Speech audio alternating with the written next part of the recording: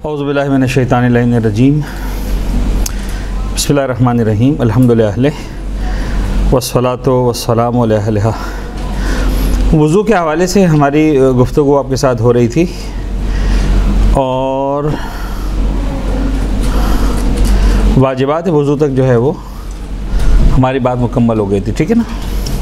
अच्छा, अगर आप स्लाइड्स को देखें तो उन्वानात जो हमारे पास थे, एक वाजिबात वज़ू, फिर मुस्तहब्बात वज़ू, जो आदाब व मुस्तहब्बात हैं, शराइत वज़ू, अहकाम वज़ू, मूजिबात वज़ू और वज़ू की मुब्तलात। और आपको ये अंदाज़ा होना चाहिए कि इन 6 उन्वानात में से हमने एक उन्वान मुकम्मल किया और आज हमें एक साथ 5 उन्वानात पर बात करनी है। तो आज की हमारी गुफ्तगू बहुत फास्ट होगी। बहुत सारी जगहों पर मुझे इस बात का भी अगर एहसास हुआ कि आप लोग पिक नहीं कर पा रहे हैं, तब भी शायद मैं थोड़ा रफ्तार से बात को आगे बढ़ा दूं। और ऐन मुमकिन है कि समझने के लिए आपको ये क्लास दोबारा देखनी पड़े ताकि आपके लिए बात क्लियर हो। तो जी, बात को आगे बढ़ाते हैं। मुस्तहब्बात, वाजिबात वज़ू के लिए मैं अर्ज़ कर चुका डिटेल में कि या तो हम कहेंगे 4 वाजिबात हैं वज़ू के, या हम कहेंगे कि 6 वाजिबात हैं। 4 वाजिबात होगी तो लिस्ट होगी चेहरा धोना, दोनों हाथों को धोना, सर का मसा और दोनों पैरों का मसा, ये 4 वाजिबात। और अगर 6 करेंगे तो चेहरा धोना, दायां हाथ बायां हाथ 3, सर का मसा, दाएं पैर का मसा और बाएं पैर का मसा 6 हो गए। और फिर उसमें हमने दोनों अल्फाज की वजाहत भी कर दी और एक हद तक डिफ़ाइन भी कर दिया कि हाथ किसे कहते हैं, चेहरा किसे कहते हैं, सर किसे कहते हैं जहाँ मसा करना है, पैर किसे कहते हैं, अगेन फिर धोना किसे कहते हैं, मसा किसे कहते हैं, सारी बातें होगी। आएगी मुस्तहब्बात वज़ू पर। वज़ू की जो आदाब और मुस्तहब्बात हैं, नंबर 1, अच्छा ये मुख्तसर सी लिस्ट है, तुलानी किताबों में शायद कुछ और भी चीज़ें मिल जाएँ, लेकिन मेन हम जब कहते हैं मुस्तहब्बात तो ये बात आप जहन में रखिए अच्छी तरह से कि मुस्तहब्बात का मतलब होता है वो चीज़ें जो अगर आप करते हैं तो परवरदिगार को पसंद भी हैं, अच्छी भी हैं, होनी भी चाहिए। लेकिन अगर आप नहीं करते हैं, और मैं बहुत ही स्पेसिफिक होकर लफ्ज़ इस्तेमाल कर रहा हूँ, किसी रीज़न की वजह से नहीं, जानबूझ कर नहीं करते, तभी आपका वज़ू सही रहता। क्योंकि वज़ू में जो वाजिबात हैं वो वही 4 हैं। वो 4 काम आपने कर लिए, वज़ू हो गया, दैट्स इट। बाकी चीज़ें की, अच्छी बात है, नहीं की तो ये एक बड़ा रिजिड किस्म का स्टेटमेंट होता है कि कुछ भी ना करो तो चल जाएगा। लेकिन चूँकि फ़िक़्ह में हम कानून पढ़ते हैं तो कानून इसी तरह से बात करता है। लेकिन अगर आप बहरहाल अदब और आदाब के साथ बात करेंगे तो जुमला यही होगा कि माबूद को पसंद है, ये अहले बैत अताहर ने रिकमेंड किया है, उनका तरीक़ा वज़ू ये था, तो मैं कैसे कह दूँ कि नहीं करो तो चलेगा। तो बात फिर वही, चलेगा तो सही, लेकिन नहीं चलाना चाहिए भाई। यानी मिसाल के तौर पर जनाब अली, फ़र्ज़ करें जनाब अली मैंने पानी मंगवाया, मिसाल के तौर पर, तो जो चीज़ वाजिब है वो पानी है। आप मिसाल के तौर प्लास्टिक के टूटे हुए कटोरे में लगे पानी दे दें तब भी सही, तो पानी पीना है ना, किबला से पानी है। आप किसी मिसाल के प्लास्टिक के मैले से गिलास में पानी देते हैं वो तब भी चल जाएगा। और मिसाल के तौर पर फ़र्ज़ करें शीशे के गिलास में, तो असल चीज़ तो पानी थी, वाजिबात है, ये सारे मुस्तहब्बात हैं। लेकिन बहरहाल उन मुस्तहब्बात की भी एक इज़्ज़त हैसियत होती है। खैर, तो मुस्तहब, लेकिन ये बात जहन में रखें, बाज़ वक़्त होता क्या है कि जब हम नहीं समझ पाते हैं और वाजिबात और मुस्तहब्बात को मिक्स करते हैं तो मुस्तहब्बात ना करने की बुनियाद पर हम बाज़ वक़्त बच्चों को बुरी तरह से डांट देते हैं, उनकी इबादत को गलत करवा देते हैं, पता नहीं, हमें नहीं पता होता। तो हमें ये बहरहाल लाइन पता होनी चाहिए कि ये ना करने से इनका वज़ू बातिल नहीं हुआ। तो फिर डांटने का लेवल भी थोड़ा डिफरेंट होना चाहिए वाजिबात को छोड़ने पर या मुस्तहब्बात को डिस्टर्ब करने पर। वज़ू के पानी का बर्तन दाएं जानिब रखना। अब एक ज़माना था जब बर्तन में होता था पानी, नल के अब पिछले 100 साल की इजाज़त है। बिस्मिल्लाह पढ़कर वज़ू करना, मासूरा दुआएं पढ़ना। मासूरा दुआओं का मतलब वो दुआएं जो अहले बैत अताहर के आसार में और उनकी रिवायात के अंदर मौजूद हैं। तौज़ी खोलेंगे तो आपको मिल जाएंगी। पानी को देखते वक्त दुआ, कुल्ली करते वक्त दुआ, नाक में पानी डालते वक्त दुआ, हाथ धोते वक्त दुआ, चेहरे की दुआ अलग है, दाएँ हाथ की दुआ अलग है, बाएँ हाथ की, इस तरह से दुआ। तो ये आदाब में शामिल है, पढ़ें, अच्छी बात है। कलाइयों तक हाथ को धोना। अब देखिए, कलाइयों तक हाथ को धोना मुस्तहब्बात में शामिल है। नाव यू नो, अगर आपके सामने किसी ने कलाई तक हाथ धोए बगैर वज़ू शुरू कर दिया तो आपने जो है वो डंडा लेकर उसका वज़ू बातिल नहीं कर देना, तुम्हारा तो वज़ू ही बातिल है। नहीं, हाथ नहीं धोए, कोई मसला नहीं, सीधा पानी लिया बगैर किसी कलाई वलाई का हाथ धोए, सीधा चेहरे से शुरू। वाजिबात में पहला चेहरा धोना है, कलाई तक धोना हाथ नहीं, मुस्तहबात व आदाब में। और बल्कि तफसीलात है इसके अंदर, हमारे यहाँ जो है 3 मरतबा हाथ धोए जाते हैं। 3 मरतबा हाथ धोना मुस्तहब है ही नहीं। हाथ धोना या 1 मरतबा मुस्तहब है या 2 मरतबा। अगर इंसान नींद से जागा है, वज़ू कर रहा है, तो 1 मरतबा हाथ धोना मुस्तहब है। यूरिन पास करके आया है और हाथ धो रहा है तो 1 मरतबा हाथ धोना मुस्तहब है। और अगर स्टूल पास करके आया है तो मुस्तहब ये है कि 2 मरतबा हाथ धोए और उसके बाद वज़ू शुरू करें। लेकिन इनमें से अगर कोई काम नहीं है तो वैसे ही हाथ धोना मुस्तहब नहीं है। ठीक है जी। नंबर 5 कुल्ली करना। नंबर 6 नाक में पानी डालना। अब आप देखिए ये 2 अलग मुस्तहब हैं और अगले 2 मुस्तहब देखिए तो कुछ बात समझ में आएंगी। कुल्ली करना मुस्तहब है, यस। नाक में पानी डालना मुस्तहब है, यस। अगला मुस्तहब, ये दोनों काम 3-3 बार करना। यानी कुल्ली 1 मरतबा भी करेंगे तो मुस्तहब हासिल हो गया, 1 मरतबा नाक को धो लिया तो मुस्तहब हासिल हो गया। लेकिन मुस्तहब है कि 3-3 मरतबा करो। अच्छा, नंबर 8 पहले कुल्ली करना फिर नाक साफ़ करना, ये भी मुस्तहब है।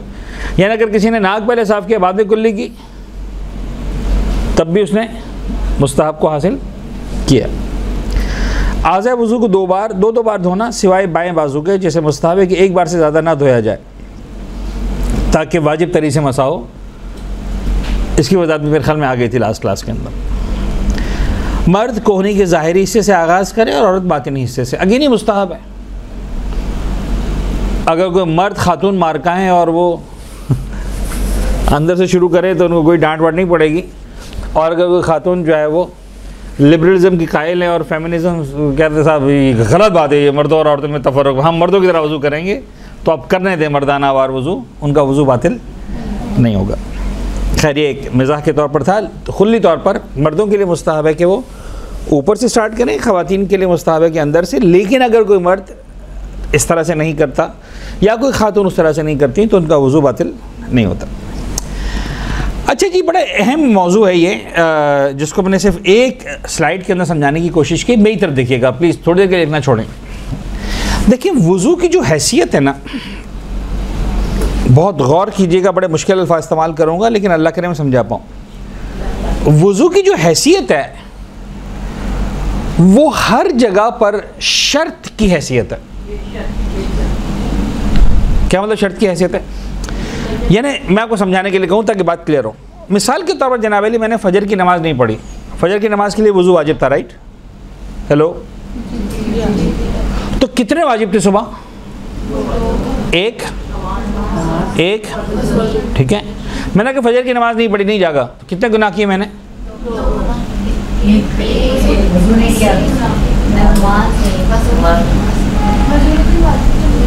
बस यही मैं चाह रहा था। जब आप लोग जवाब देना शुरू करते हैं ना तो इसका मतलब है कि सवाल समझ में आ गया है और हमें जवाब नहीं चाहिए होता, हमें सिर्फ चाहते हैं कि सवाल आपके जहन में बेदार हो जाए। एक्चुअली अगर मैंने आज फजर की नमाज़ नहीं पढ़ी, फ़र्ज़ कर लें, तो मैं एक ही गुनाहगार हूँ, मैंने वो नमाज़ नहीं पढ़ी। फिर मुझे जो है वो ऐसा नहीं होगा कि मिसाल के तौर पर जो है वो 6 डंडे मारे कि तूने नमाज़ नहीं पढ़ी, जब निकलने लगा डंडे खा के तो क्या सबर इधर एक और खा, क्यों? वज़ू भी तो नहीं किया था। नहीं, बस नमाज नहीं पढ़ी, वही डंडे। समझ में आ रही? तो फिर वज़ू कहाँ से वाजिब हो गया? वज़ू नमाज के लिए था। अगर मैं नमाज नहीं पढ़ रहा तो फिर वज़ू भी नहीं है। कुरान को मस किया मैंने बगैर वज़ू के, गुनाहगार हो गया, ठीक है। लेकिन वज़ू किया, कुरान को मस नहीं किया, तो मुझे वज़ू करना ज़रूरी नहीं था, कुरान को मस करने के लिए ज़रूरी था। तो अगर मुझे कुरान मस नहीं करना तो वज़ू भी ज़रूरी नहीं। तो वज़ू मेरी नमाज को सही करवाता है। अच्छा, मैं सुबह जागा फजर पे और मैंने नमाज़ पढ़ी बगैर वज़ू के कि यार वानी साहब ने कहा था वज़ू वाजिब नहीं है, जो वाजिब है नमाज वाजिब है। डंडे भी तो नमाज के थे ना भाई, वज़ू का तो नहीं था, जो थोड़ी पहले समझाया आपको मैंने। तो मैं अगर सुबह उठ के नमाज़ पढ़ो बगैर वज़ू के, अब क्या प्रॉब्लम है भाई? अब तो नमाज हो गई, जैसे तुमने कहा था वैसी हुई। मैं क़िबला रुख भी था, मैंने मिसाल के तौर पर जो है वो लिबास भी मेरा पाक था, मेरा बदन भी पाक था, मैंने बाकायदा रुकू, सजदा, ज़िक्र, आदाब सारे चीज़ों का ख्याल रखा, बस एक काम किया, वज़ू नहीं किया। अच्छा नाराज़ हो रहे हो, चलो वज़ू कर लेता हूँ नमाज के बाद, तुम्हारा दिल न टूटे, तो वज़ू बाद नमाज नहीं चलेगा। तो फिर वज़ू की हैसियत क्या है? वज़ू नमाज के लिए है वरना नहीं है, वज़ू कुरान पढ़ने के लिए वरना नहीं है। अच्छा, तो वज़ू की हैसियत है, इसको हम अपनी फ़िक़्ह की लैंग्वेज में कहते हैं शर्त, कि नमाज सही होने के, गौर कीजिएगा, नमाज सही होने के लिए वज़ू शर्त है, सही होने के लिए। कुरान मस करना जायज़ होने के लिए वज़ू शर्त है। अब यहाँ सही गलत की बात नहीं है कि मैंने हाथ लगाया तो सही हो और नहीं लगाया तो सही नहीं हो, नहीं नहीं नहीं, जायज़ होने के लिए अगर वज़ू है तो जायज़ है वरना जायज़ नहीं है। तो अब गौर कीजिएगा लफ्ज़ पर कि वज़ू कुरान को हाथ लगाने के लिए शर्त जवाज़ है, जायज़ होने की शर्त है। अगर वज़ू नहीं करूँगा तो कुरान को हाथ लगाना जायज़ नहीं होगा। वज़ू नमाज के लिए शर्त सेहत है, यानी अगर बग़ैर वज़ू के नमाज पढ़ूंगा तो नमाज सही नहीं होगी। यह बात जायज़ नाजायज़ की नहीं है। कुरान को हाथ लगा लिया, गुनाहगार हो गया बग़ैर वज़ू के, नमाज पढ़ ली बग़ैर वज़ू के, गुनाहगार हो गया। जो गुनाहगार नहीं हुआ वो नमाज ही नहीं हुई। बात समझ में आ रही? यानी ऐसे जैसे नमाज नहीं पढ़ी तो मैं गुनाहगार हुआ नमाज ना पढ़ने का, बग़ैर वज़ू पढ़ने का गुनाहगार नहीं हूँ। बात समझ में आ रही? वो नमाज नहीं, वो उठक बैठक बन गई, बस नमाज ही नहीं हुई। तुम समझ रहे हो नमाज पढ़ी, उसूलन वो नमाज नहीं हुई। तो अब यूँ समझ लीजिए कि जिन जिन कामों के लिए वज़ू होता है उनसे तीन तरह का ताल्लुक़ है। कुछ काम ऐसे हैं जो बग़ैर वज़ू के जायज़ नहीं है, मेरी तरफ देखिए प्लीज़, कुछ काम है जो बग़ैर वज़ू के जायज़ नहीं है, यानी वज़ू उनके लिए जवाज़ फराहम करता है कि वज़ू करोगे तो जायज़ होंगे वरना जायज़ नहीं होंगे।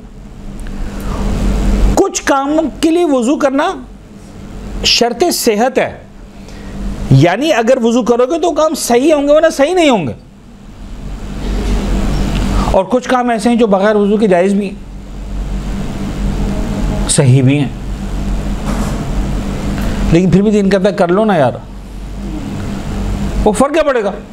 जब ये काम जायज़ है, हाँ सही भी है, हाँ फिर भी कर लो। या जब तुम करोगे ना तो ये काम और अच्छा हो जाएगा, निखर जाएगा। मतलब कुरान की तिलावत बग़ैर वज़ू कर सकते हैं? यस कर सकते हैं। अभी मैं कहूँ फातिहा तो आप क्या करेंगे? अलम पढ़ना शुरू कर देंगे ना। तो अलम क्या है?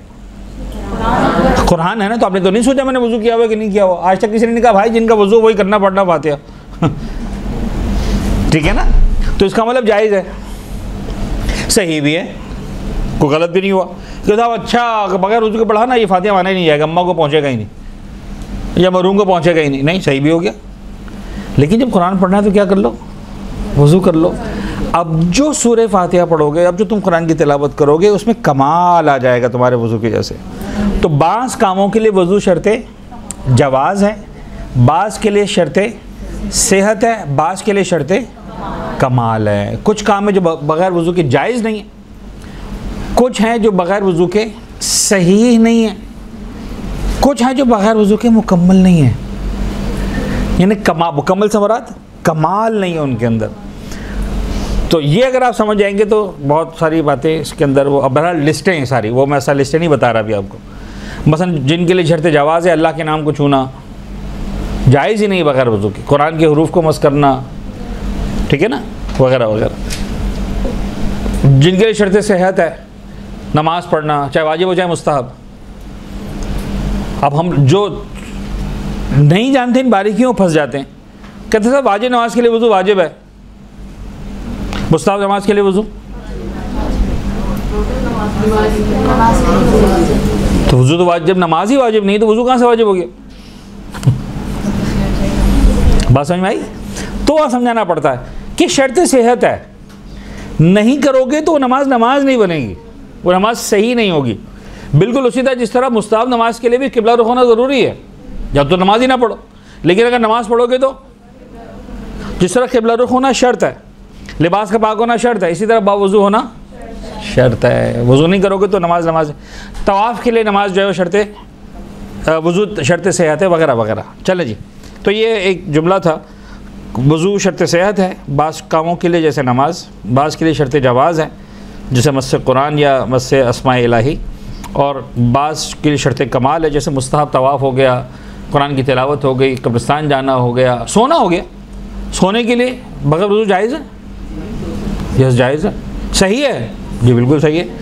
लेकिन वो सोना जो बग़ैर वज़ू के हो और है वो सोना जो वज़ू के साथ हो और, तो शर्त कमाल है, वो तुम्हारी नींद में भी जो है वो कमाल आ जाता है, मुकम्मल हो जाती है। खैर जी, आगे बढ़ें। मुजिबात वज़ू, अगली लिस्ट पर आगे भाई हम।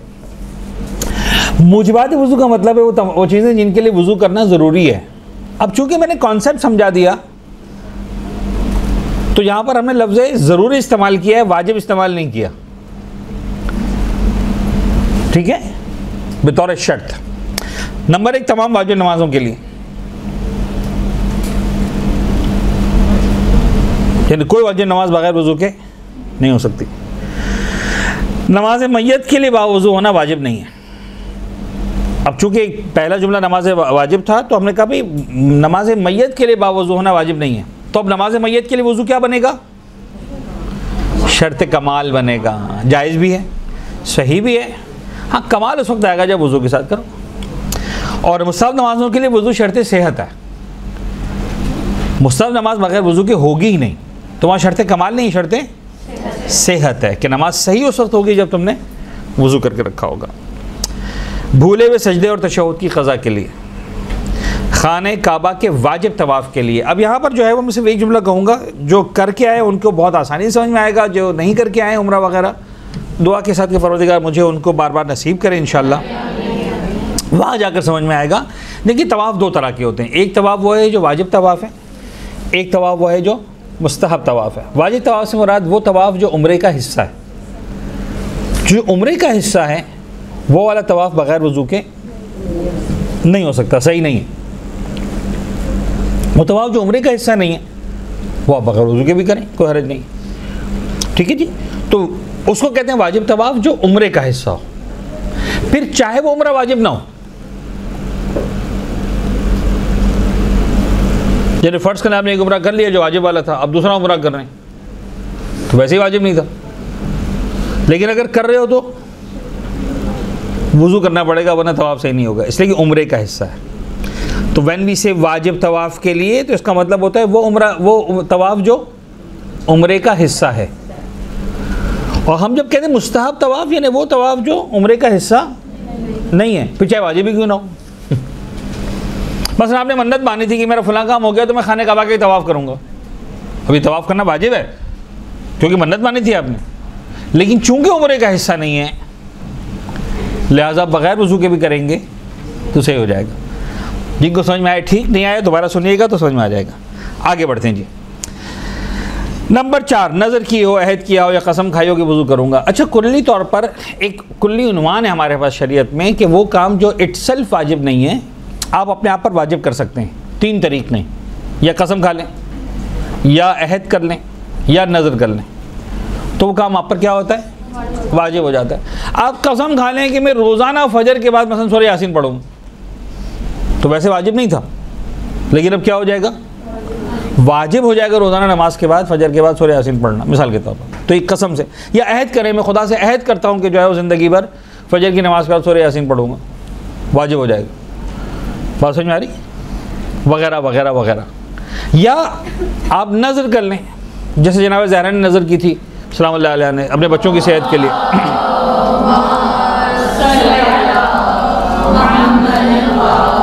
कि हम 3 रोज़े रखेंगे, मशहूर है सूरह दहर। तो जनाब अली क्या है वो ठीक है, मन्नत मानी थी, इसको नज़र करना कहते हैं अरबी में। तो अगर नज़र की थी आपने और आपका वो काम पूरा हो गया तो आपने वो काम पूरा करना है। तो आपने फ़र्ज़ करने मन्नत मानी थी, नज़र की थी कि भाई मैं अगर मिसाल के तौर पर जनाब अली कॉलेज के इम्तिहान में पास हो गए मिसाल, या 70% मार्क्स आ गए, मेरे बच्चे का दाखिला हो गया, फलां काम हो गया, जो भी आप तो मैं मसलन जो है वो 3 दिन तक बावजू रहूँगा, मुसलसल कोशिश करूँगा कि फुल टाइम जो है बावजू, सोने से पहले वज़ू, उठने के बाद सबसे पहले वज़ू और मुसलसल वज़ू, ठीक है, वाजिब हो जाएगा करना। तो नज़र की हो, कसम खाई हो या अहद किया हो, तो कोई सा भी काम वज़ू के लिए करेंगे तो वज़ू। अगर नज़र की हो कि अपने बदन का कोई हिस्सा कुरान के हरूफ से मस करेगा, बस मैंने मन्नत मानी हो कि मिसाल के तौर पर कुरान के हरूफ को मस करूँगा, तो मैंने मन्नत सिर्फ इतनी मानी थी कि कुरान के हरूफ को मस करूँगा, लेकिन वो जायज़ नहीं बगैर वज़ू के, तो खुद ब खुद वज़ू करना वाजिब है। नजस कुरान को पाक करने के लिए या उसे टॉयलेट वगैरह से निकालने के लिए, फ़र्ज़ करें खुदा ना खास्ता नजस कुरान का वर्क जो है वो टॉयलेट में गिर गया, या मसलन नजस हो गया, बच्चे ने नजस हाथ लगा दिया, पेशाब वाला वगैरह वगैरह, खून वाला, और मुझे उसको पाक करना, तो चूँकि उसको पाक करना भी वाजिब है, लेकिन कुरान के हरूफ को मस करना जायज़ नहीं है, तो खुद ब खुद। तो इस तरह के काम है जिनके लिए वज़ू करना वाजिब हो जाता है। तो अगर आप गौर करें तो असल जो है वो नमाज के लिए, भूले हुए सजदे और तशहुद की क़ज़ा के लिए, और खाने काबा के वाजिब तवाफ़ के लिए। बाकी सारी बातें जो है वो एक तरह से लिस्ट बढ़ाने वाली हैं, वरना उसूलन जो वज़ू के जो टेक्निकलिटी है वो कहाँ पर है, वाजिब नमाज, भूले हुए सजदे और तशहुद की क़ज़ा और खाने काबा का तवाफ़। आगे बढ़ें जी। मसला, वज़ू किए बगैर अपने बदन का कोई सा भी हिस्सा कुरान के हरूफ या अल्लाह के नामों से मस करना हराम है। अच्छा, इस जुमले को बतौर ख़ास मैंने क्यों लिखा है यहाँ पर, इसलिए कि आम तौर पर मस करने का मतलब हम हाथ को समझते हैं, लेकिन बदन का कोई सा भी हिस्सा अल्लाह के नामों को या अल्लाह का लफ्ज़ लिखा हो तो वहाँ पर मस करना हराम है। अब मसलन फ़र्ज़ कर ले आप मुस्ताहब सजदा कर रहे हैं, उसके लिए वज़ू की शर्त नहीं है, कहीं लिखा हुआ नहीं था ना लिस्ट के अंदर, 3 चीज़ें लिखी थी, वाजिब नमाज, भूले हुए सजदे और तशहुद की क़ज़ा और खाने काबा का तवाफ़। अब इसके अलावा किसी और काम के लिए वज़ू करना वाजिब नहीं है, मसलन शुक्र का सजदा, ज़ियारत आशूरा वाला सजदा, ज़रूरी नहीं, कहीं ज़रूरी नहीं, क्लियर है बात। अब जब नहीं है और फ़र्ज़ करें सजदा का पर लिखा हुआ है अल्लाह अकबर, और आपकी पेशानी लफ्ज़ अल्लाह से मस हो रही है, हराम हो जाएगा। या उस सजदा को उलट लो, मिसाल के तौर पर चेंज कर लो, या फिर वज़ू करने के बाद सजदा करो। आप तावीज़ बांध रहे मिसाल के तौर पर ऐसा जिस पे लफ्ज़ अल्लाह लिखा हुआ है और मस हो रहा है, आपने अंगूठी में मसलन लफ्ज़ अल्लाह लिखाया हुआ और बार बार उसको आपका हाथ मस हो रहा है, वगैरह वगैरह वगैरह। लफ्ज़ अल्लाह का लॉकेट पहन रहे हैं आप और मुसलसल लफ्ज़ अल्लाह आपकी बदन से मस हो रहा है, तो वो चीज़ें ख्याल रखना है आपको। चंद मकामात पर वज़ू करना मुस्तहब है। ये कौन सी चीज़ बनेगी, शर्ते कमाल। कुछ काम है जिनके लिए वज़ू करना मुस्तहब है, यानी वो जायज़ भी है काम बगैर वज़ू के, सही भी है, कर लो सवाब मिल जाएगा, यानी वही शर्त कमाल। नमाज़ मैयत के लिए, कब्रिस्तान जाने के लिए। अच्छा, ये उस वक्त है जब आप ताबूत के बाहर हों,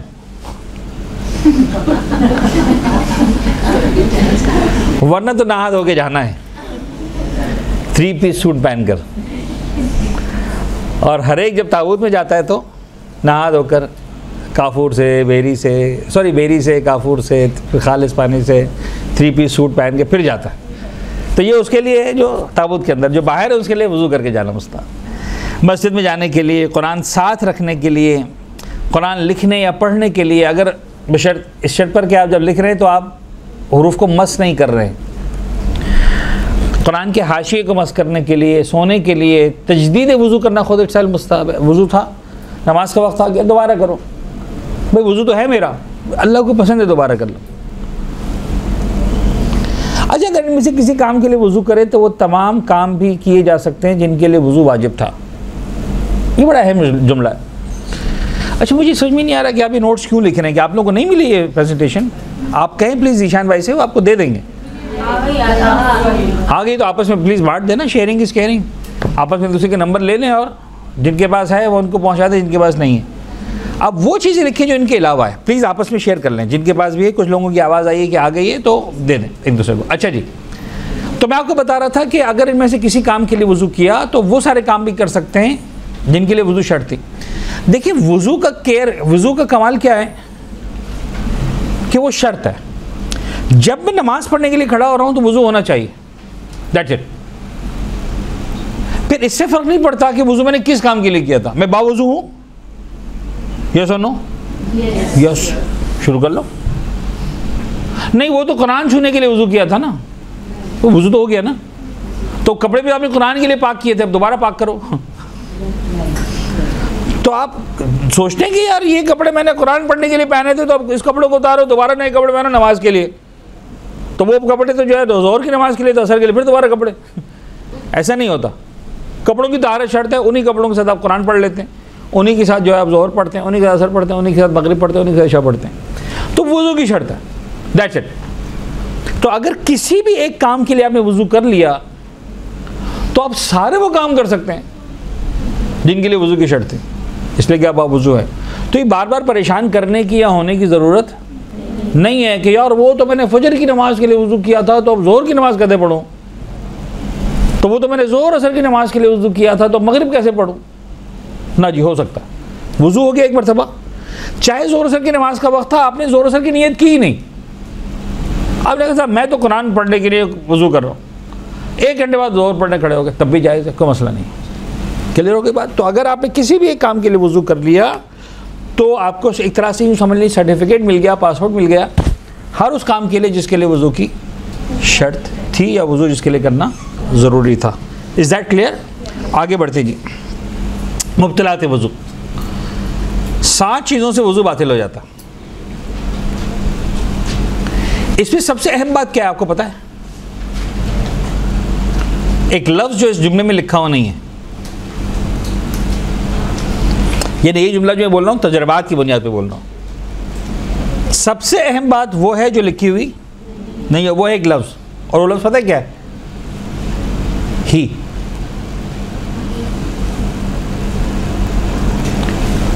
सात चीज़ों से ही वुज़ू बातिल होता है, 7 चीज़ों से ही बातिल होता है। यानी खुदा के वास्ते इसके बाद मत पूछना मौलाना पंखा चल गया वुज़ू बातिल हुआ कि नहीं, मौलाना ट्यूबलाइट गिर गई वुज़ू तो बातिल नहीं हो गया। भाई ये 7 ही चीज़ें। अब तुम्हें जो भी पूछना है, देखो इन 7 में से कुछ है तो यस वुज़ू बातिल है, नहीं तो वुज़ू बातिल नहीं है। ये मैं इसलिए कह रहा हूँ कि दसियों सवालात पूछे जाते हैं और मैनी ऑफ द टाइम्स तो पूछे भी नहीं जाते। अपने दिमाग में बना के रखा है कि इससे तो वुज़ू बातिल हो ही जाता है ना, इसे मौलाना से क्या पूछना, ये तो हमें मालूम है। ये इल्म लदुन्नी है जो आप शेकवे मादर से लेकर आते हैं। बात समझ में आ रही? मतलब वुज़ू करने के बाद खड़े हुए किचन में और सब्ज़ी काटते काटते अगर उंगली कट गई और खून निकल आया तब तो वुज़ू बातिल हो ही जाएगा ना, डेफिनेटली। उसमें मौलाना से क्या ज़रूरत है पूछने की? तो ये वो इल्म लदुन्नी वाला हुआ है। इन 7 में लिखा है कि खून निकलने से वुज़ू बातिल होता है, तो फिर आपका वुज़ू बातिल नहीं होता। चाहे इतना खून निकला कि टाँके लग गए, आपका वुज़ू बातिल नहीं होता। हाँ, खून निकलने से हाथ नजिस हो जाता है, लिबास नजिस हो जाता है, तो लिबास को पाक करें या चेंज करें, हाथ को पाक करें, वो डिफरेंट थिंग। आपका वुज़ू एज इट इज़ इंटैक्ट है। आपने बच्चे को गोद में लिया था और उसे पेशाब कर दी तो आपका वुज़ू बातिल हो गया? हेलो, उसने पेशाब किया तो उसका वुज़ू बातिल होगा, तुम्हारा क्यों होगा? यानी किसी और के यूरिन पास करने से आपका वुज़ू क्यों बातिल हो रहा है भाई?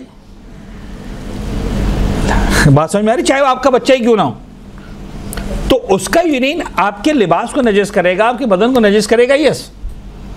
लेकिन अगर आप बावुज़ू थे तो उस यूरिन से आपका लिबास और बदन नजिस हुआ, लिबास और नजिस बदन को पाक कर लें, आपका वुज़ू एज इट इज़ बाकी। आप समझ में आ रही बात? तो ये बात याद रखिए कि वुज़ू इन्हीं चीज़ों से बातिल होता है, इसके अलावा किसी चीज़ से बातिल नहीं होता। तो मैंने कहा ना कि सबसे इंपॉर्टेंट लफ्ज़ जो है वो रह गया इसके अंदर, 7 चीज़ों से ही बातिल होता है। नंबर 1, पेशाब करने से, यानी अगर एक शख्स बावुज़ू है और उसने यूरिन पास किया तो उसका वुज़ू गया। स्टूल पास करने से, पखाने से, अगर इंसान ने स्टूल पास किया तो उसका वुज़ू गया। नंबर 3, मैदे और आंतों की रीह जो पखाने के मकाम से खारिज हो, यानी हवा खारिज होना, इससे भी इंसान का वुज़ू गया। यानी ये समझाने के लिए फ़र्ज़ करना डकार लेते हैं तो ये भी मैदे की हवा है, लेकिन अगर ये मिसाल के तौर पर आपके गले से निकल रही है तो इससे आपका वुज़ू बातिल नहीं होगा। आपने तय कर ली वही ग़िज़ा है जो शायद पखाने की सूरत में निकलने वाली थी, इस वक्त आपके मुंह से निकल रही है तो आपका वुज़ू बातिल नहीं होगा। पेशाब, पखाना, रीह, ये 3 चीज़ें मेन है। नंबर 4, नींद। अगर आपको नींद आ गई तो आपका वुज़ू बातिल हो जाएगा। इन 4 चीज़ों के बाद दुनिया की कोई चीज़ आपके वज़ू को बातिल नहीं करती। खुदारा साथ तो अभी आ रही, बाद में आगे बता रहा हूँ, वो भी है ऑफ कोर्स लिस्ट में, लेकिन उनके बाद फिर कोई और चीज़ आपके वज़ू को बातिल नहीं करती, चाहे वो काम हलाल हो चाहे वो काम हराम हो। गीबत करने से वज़ू बातिल नहीं होता, बल्कि शायद गीबत बाबरकत हो जाती है, वज़ू की ठीक है ना। तोहमत लगाने से वज़ू बातिल नहीं होता, ठीक है। गाना सुनने से वज़ू बातिल नहीं होता, नामहरम को देखने से वज़ू बातिल नहीं होता, लिबास तब्दील करने से, यानी लोग समझते हैं लिबास तब्दील किया हमने, हम मिसाल के तौर पर जो है वो चेंजिंग रूम में गए, हमने सारा लिबास उतारा बदन का और दोबारा लिबास पहना, तो कुछ देर के लिए बरहना हो गया तो वज़ू तो गया ना, अभी सारा इल्म लदुन्नी है। नहीं होता भाई, लिखा है लिस्ट के अंदर, नहीं तो वज़ू बातिल नहीं होता। आप मसल खेल के आए हो 1 घंटा, मसन जो है वो फुटबॉल खेल कर आए, टेबल टेनिस खेल कर आए, सब पूरा बदन पसीना पसीना मट्टी से हटा हुआ है, तुमने वज़ू अगर खेला था, यस अभी भी तुम्हारा वज़ू बाकी है। गाली देने से वज़ू बातिल नहीं होता, इसका मतलब ये नहीं कि अब खुदा ना कसम मैं कह रहा हूँ कि गाली देना हलाल है या गीबत करना हलाल है या तोहमत, नहीं, ऑफ कोर्स ये हराम काम है सारे, लेकिन इसकी वजह से आपका वज़ू बातिल नहीं होता। किसी काम का गलत होना, हराम होना वो और है, उसका मुब्तिलात की लिस्ट में होना और है, वो मुब्तिलात में से नहीं है। खाना पीना 80-90% लोग समझते हैं खाने पीने से वज़ू बातिल हो जाता है। साहब वज़ू किया, उसके बाद जो है नमाज़ पढ़नी थी, अम्मा ने कहा नहीं लंच कर लो फिर नमाज़ पढ़ना, अब फिर दोबारा वज़ू करना पड़ेगा। क्यों करना पड़ेगा भाई? किसने कहा कि खाना खाने से वज़ू बातिल होता है? बात समझ में आ रही है? तो इस तरह की अभी मैंने आपको मेन 8-10 एग्जाम्पल्स दी, लेकिन आप सैकड़ों सवालात लेकर आ जाएं, अगर इस लिस्ट में से है तो वज़ू बातिल है, अदरवाइज बातिल नहीं है। जी आप देख ना सके, अब देखो ये पढ़ा तो पहले किसी कान में आवाज़ नहीं, बस ये होता है कि आँखें बंद हो जाती है लेकिन कान में आवाज़ें आ रही होती है तो वज़ू बातिल नहीं होती। जब आँख बंद होगी तो आँख देख थोड़ी रहती। ओके, आप आँख बंद करें, अब बात करें मुझसे। ओके, आ रही है ना, तो नींद नहीं हुई, ये जो आपने आंखें बंद की थी वो नींद नहीं हुई।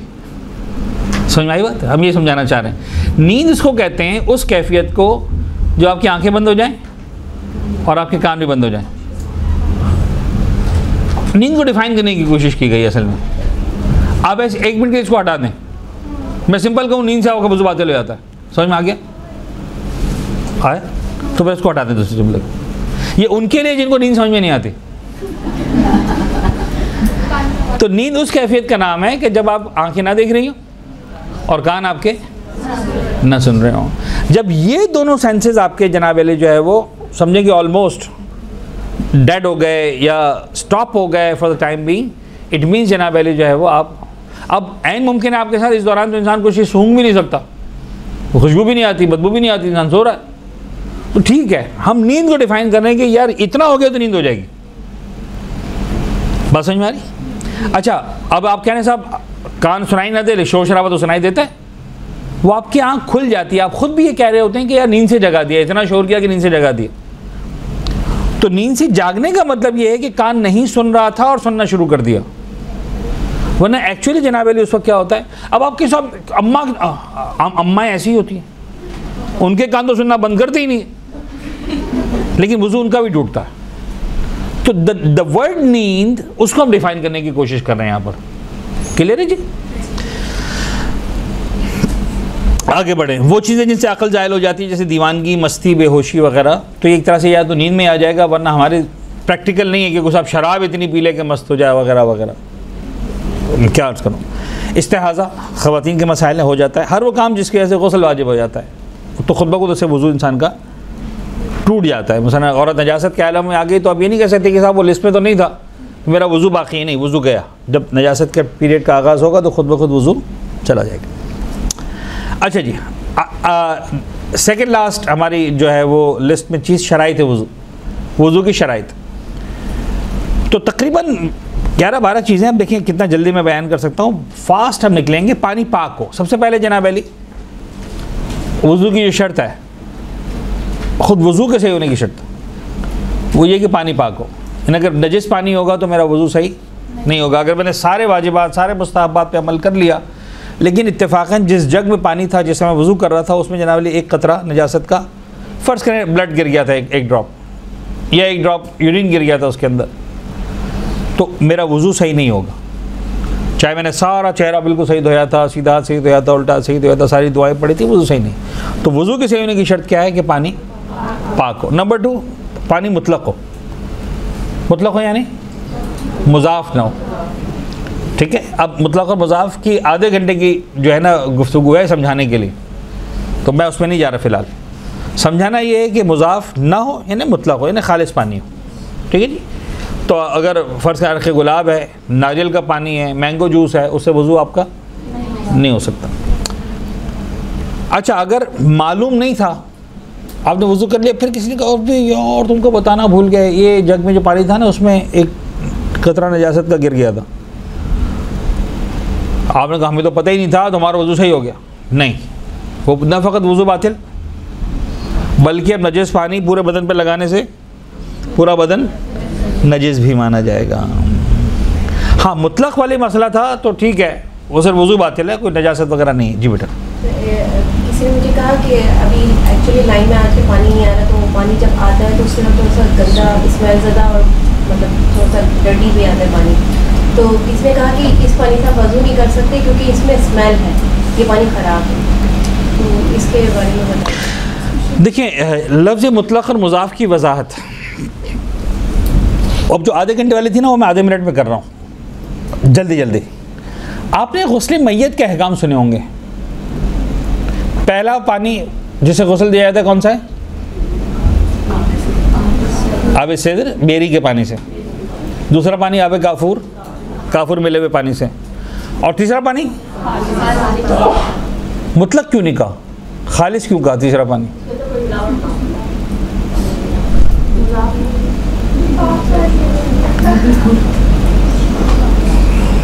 इन्होंने जवाब दिया, बड़ा क्लियर जवाब दिया है, इसलिए कि उस तीसरे पानी में कोई मिलावट नहीं होती। तो उसको मुतलक क्यों नहीं कह रहे, खालिस क्यों कह रहे हैं?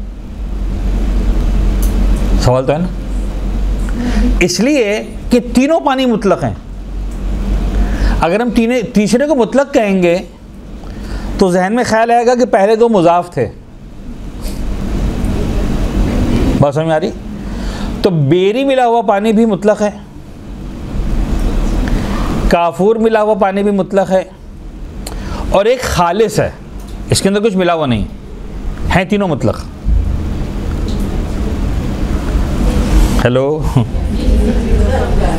अच्छा यहाँ तो सुन लिया, इतना डाइजेस्ट हो गया, तो अगले मरहले पर आते हैं। अगला मरहला ये साहब कि बेरी इतना मिलाओ कि कहा जैसे कि बेरी मिला हुआ पानी है, काफूर इतना मिलाओ कि कहा जैसे कि काफूर वाला पानी है। अब कुछ लोग खौफ के मारे इतना कम बेरी मिलाते हैं कि साहब अगर वो रंग बदल गया तो फिर वो मुज़ाफ़ हो जाएगा। तो आपने इतनी कम बेरी मिलाई कि कहा ही नहीं हो सकता कि इसके अंदर बेरी मिली हुई। तो बेरी इतनी मिलानी है कि नजर आए कि यस बेरी वाला पानी है। कोई भी आगे कहे तो बेरी वाला पानी है, वो फिर भी मुतलक, तो उसे गुस्ल मैयत हो सकता है। हेलो, वुज़ू भी हो सकता है, क्यों नहीं हो सकता? यही समझाना है, बस यही समझाना था कि हो सकता है वुज़ू। 90% जहनों में जो पढ़े लिखे लोग हैं वो समझते हैं कि नहीं हो सकता। शर्त क्या है वुज़ू के लिए? पानी क्या हो? मुतलक हो। बेरी मिला हुआ पानी मुतलक है कि मुज़ाफ़ है? जब मुतलक है तो हो सकता है वुज़ू। नहीं करा जहन एक्सेप्ट ना, यही मुसीबत है हमारी। मैं आपको सही बता रहा हूँ। मसला ये है कि हम अपना जहन बना लेते। अच्छा, इसमें आपका कसूर नहीं है, कसूर मेरा या उस मुझ जैसे का है जिसने यहाँ बैठकर मुतलक और मुज़ाफ़ को डिफाइन किया। प्रॉब्लम ये है, चूंकि बताने वाले को समझ में नहीं आया कि मुज़ाफ़ किसे कहते हैं, दूसरे बताया भी गलत। बड़े जिम्मेदारी के साथ अर्ज़ कर रहा हूँ, जाके तौज़ुल मसाइल को खोलिएगा। तो वहाँ पर जब बेरी और काफूर को डिस्कस करेंगे तो वहाँ पर शर्त है कि बेरी मिला हुआ पानी मुतलक हो, लेकिन इतना बेरी मिली हुई हो कि कहा जा सके बेरी मिली हुई है। तो इसका मतलब क्या हुआ कि दीन के पास बड़ा क्लियर है, ख़राब क्या चीज़ है, दीन ख़राब नहीं है, दीनदार का दिमाग है मुबारक। ये जो जहन मुबारक है ना, ये ख़राब है। क्यों ख़राब है? इसलिए कि समझा नहीं है। दीन क्लियर है कि बेरी मिलने के बाद ही पानी क्या रहेगा? मुतलक रहेगा। इतनी बेरी मिली हुई होगी, कहा जा सके अच्छा बेरी क्या है?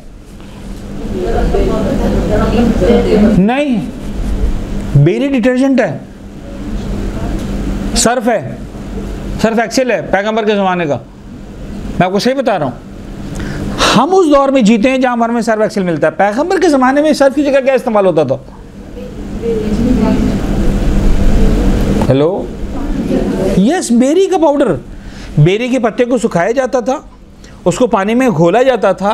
फिर आप देखिए आज भी अगर बेरी में आप बेरी के इस पाउडर को अगर खालिस हो, फ्रेश वाला हो, और आप जनाब पानी में डालेंगे तो पानी में झाग बनती है और वो वाली कैफियत आती है जो आजकल साबुन वाली है। अच्छा, चूंकि हम इस साइंटिफिक दौर में इतना आगे बढ़ चुके हैं और इतना प्योर हमारे पास जो है वो ये डिटर्जेंट्स, पाउडर्स और साबुन वगैरह है कि हमको शायद लगेगा भी नहीं कि ये भी डिटर्जेंट है।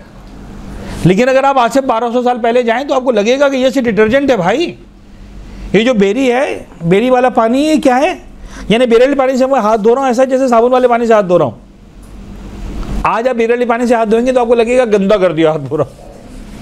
बेरी वाले पानी से मुंह धो जाते यार, पूरा मुंह गंदा कर दिया। उस जमाने में बेरी वाले मुंह से पानी से हाथ मुंह धोते थे तो मुंह क्या हो जाता था? हेलो, समझ में आया? तो मैयत को पहला गुस्ल तो डिटर्जेंट से है। उस डिटर्जेंट का नाम क्या है? बेरी। दूसरा गुस्ल तो खुशबू से, उस खुशबू का नाम क्या है? काफूर। अब जब हो गया ना, अब तीसरा खालिस पानी से क्लीन हो गया, ताकि उसके असरात अगर रह गए वो बेरी के, काफूर के, तो सब निकल जाए। तो बेरी का पानी भी मुतलक पानी है, काफूर का पानी भी मुतलक पानी है, खालिस पानी भी मुतलक पानी है। तो फिर मुजाफ किसे कहते हैं?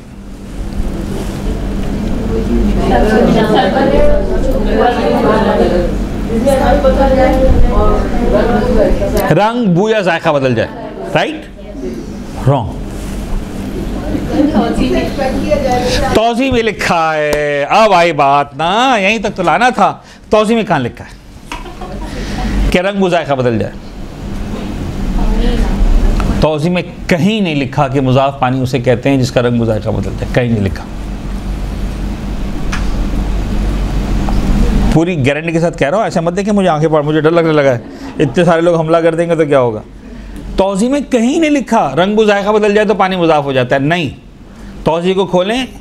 तौज़ी में जब मुतलक और मुज़ाफ पानी को डिफ़ाइन किया है तो बड़ी खूबसूरत बात है, वहाँ मुतलक पानी की डेफिनेशन लिखी नहीं है, वहाँ सिर्फ डेफिनेशन लिखी है किस चीज़ की?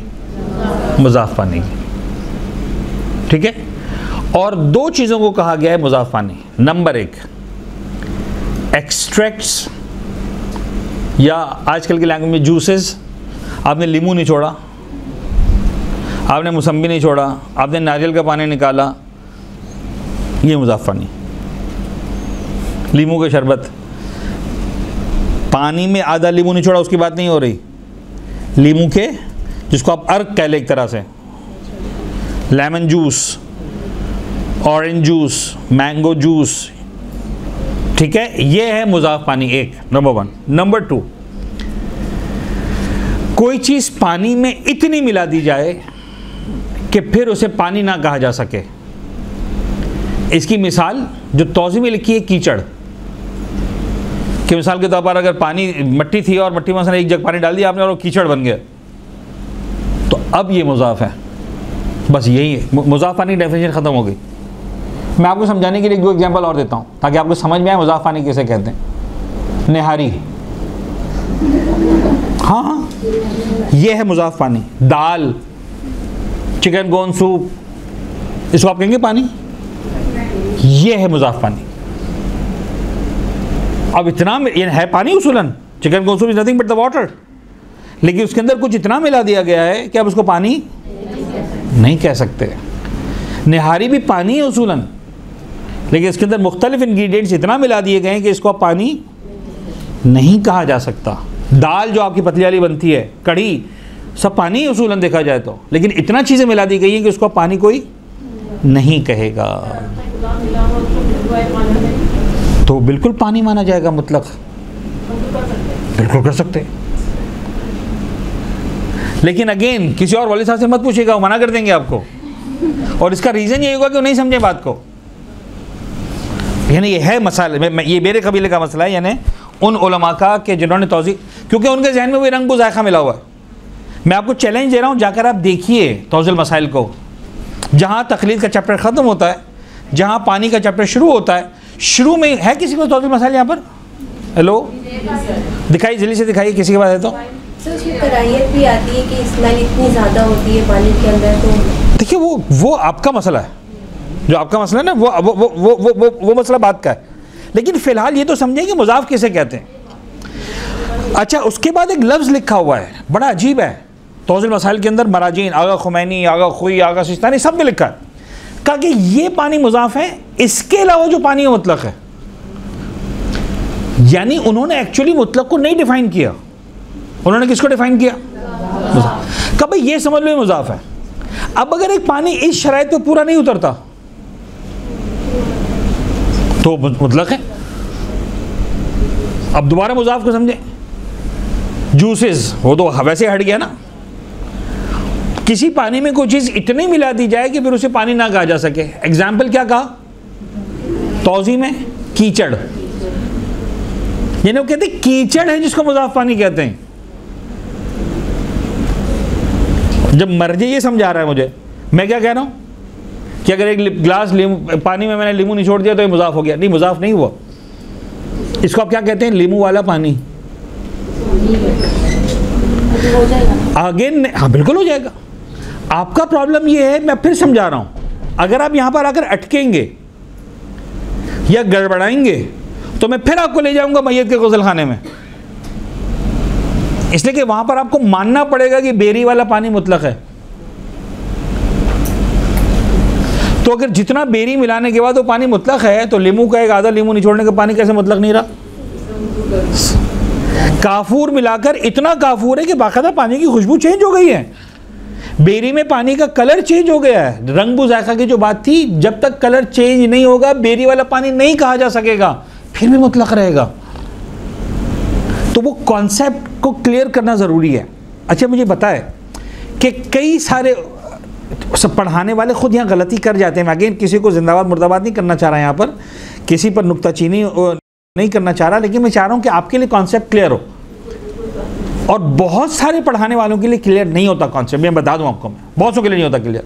तो खुदा न खास्ता आपको उसमें लड़ने की ज़रूरत नहीं है, उनको जनाब इल्मी तौहीन करने की ज़रूरत नहीं है, लेकिन आपको ये बात समझ में आना चाहिए जो मैं, अच्छा हम पाबंद हैं इसके, यानी अगर फ़र्ज़ कर ले मैं बैठा हूँ यहाँ पर, कोई और साहिब अम्मा बैठा है, कोई और साहिब अम्मा बैठा है, हमारी बातें अगर अलग अलग हैं तो फिर हुज्जत कौन है? इसे पूछो। अब मैं आपके सामने तौज़ी खोल रहा हूँ और आपको पढ़ के सुनाता हूँ। ये अहकाम तक़लीद जहाँ मुकम्मल हुए, ठीक है, जैसे ही अहकाम तक़लीद 12 मसले मुकम्मल हुए, अब ये 13वां मसला, मसला नंबर 13, मुतलक और मुज़ाफ़ पानी, अहकाम तहारत। बिल्कुल पहला मसला तक़लीद के बाद। इबारत पढ़ दूँ, पानी या मुतलक होता है या मुज़ाफ़, क्लियर? ये सबसे पहला लफ्ज़ है तक़लीद के बाद, पानी या मुतलक होता है या मुज़ाफ़। इसके बाद जो मैंने आपसे कहा कि ये चीज़ें गौर करने वाली हैं कि इन्होंने मुतलक पानी को डिफ़ाइन किया ही नहीं है। हम शुरू करते हैं मुतलक पानी को डिफ़ाइन करने से, वहीं फंस जाते हैं। साहब मुतलक पानी वो होता है, अब जैसे हमने इसका ना मुतलक पानी वो होता है, फिर हमें रंग जायका याद आता है कि साहब मुतलक वो होता है जिसका रंग भी चेंज ना हो, जिसका जायका भी चेंज ना हो, जिसकी बू भी चेंज ना हो वगैरह। तो किसने कहा? फिर हम कहते हैं तौज़ी में लिखा है, तौज़ी में तो नहीं लिखा। तौज़ी में क्या लिखा है? तौज़ी में अगला जुमला लिखा है मुज़ाफ़ वो पानी है। आगा इज नॉट डिफाइंड मुतलक, ही इज डिफाइनिंग मुज़ाफ़। मुज़ाफ़ वो पानी है जो किसी चीज़ से हासिल किया जाए, मसलन तरबूज का पानी, नारियल का पानी, गुलाब का अर्क वगैरह वगैरह। आपने गुलाब से अर्क निकाला, वो जो अर्क गुलाब है एग्जैक्टली उसकी बात कर रहा हूँ। ये सब क्या है? पानी नहीं है। लीमू का निचोड़ा, मौसम्बी निचोड़ा मसलन, है ना, ये पानी नहीं है, तो ठीक है जी। वो जो गुलाब देखता है बॉटल, वो भी गुलाब का अर्क है ना, पानी नहीं है, वो उसे वज़ू नहीं हो सकता। लेकिन एग्जैक्टली मैंने वो मसलन एक बाल्टी पानी में मसलन एक जो है वो कब अर्क के गुलाब डाल दिया कि इस पानी में खुशबू आ जाएगी, तो ठीक है जी, बिल्कुल हो जाएगा। फिर ज़हन में लाइए, मैं इसीलिए बार बार एक ही बात रिपीट करूँगा, बेरी वाला पानी। कहीं पर भी अगर आप गड़बड़ाएंगे तो आप जो है वहाँ मिस्टेक कर जाएंगे, ठीक है जी। तो अब मुज़ाफ़, एक तो ये डेफिनेशन हो गई। वो पानी जो किसी चीज़ से हासिल किया जाए वगैरह वगैरह। फिर दूसरी डेफिनेशन, उस पानी को भी मुज़ाफ कहते हैं जो किसी दूसरी चीज़ से आलूदा हो, मसलन ऐसा पानी जो इस कदर मिट्टी या उस जैसी चीज़ से मखलूत हो कि फिर उसे पानी ना कहा जा सके। फिर अगला जुमला क्या हुआ है, इनके अलावा जो पानी है उसे आवे मुतलक कहते हैं। मुतलक को तो डिफाइन ही नहीं किया, का जो ये नहीं है वो मुतलक है। यानी इस अगर किसी भी पानी को आप इसमें डाल सकते हो, टैग कर सकते हो मुज़ाफ, ओके, नहीं कर सकते हो। अब वो कुएं का खारा पानी है, समंदर का खाना पानी है, तुम्हारे गरारे वाला नमक वाला पानी है, ये सब पानी मुतलक है। छोटे बच्चे को मसलन पानी उबाल के दे रहे हो, उसमें आधा चम्मच चीनी डाल दी कि बच्चा जो आराम से पी लेगा, ये सब मुतलक पानी है, कोई मुज़ाफ नहीं। हेलो, मैंने कहा था आधा घंटा ले लोगे आप लोग, ले लिया आप लोगों ने टाइम। कपड़े भी से पाक हो सकते हैं, बिल्कुल हो सकते, ऐसे पानी से कपड़े पाक हो जाएंगे। मतलब क्यों नहीं होंगे? अगर लीमू पानी से हम कपड़े पाक करें तो पानी देखिए अगेन, देखिए मेरी बात सुने। बड़ा अच्छा जुमला पूछा इन्होंने कि लीमू पानी से। देखिए लीमू पानी, मुझे नहीं पता when you are saying the लीमू पानी व्हाट डू यू मीन। एक मतलब लीमू पानी का मतलब है आपने शरबत बनाया और आप शरबत से धोना चाह रहे हैं कपड़े को, मैं उसकी बात नहीं कर रहा।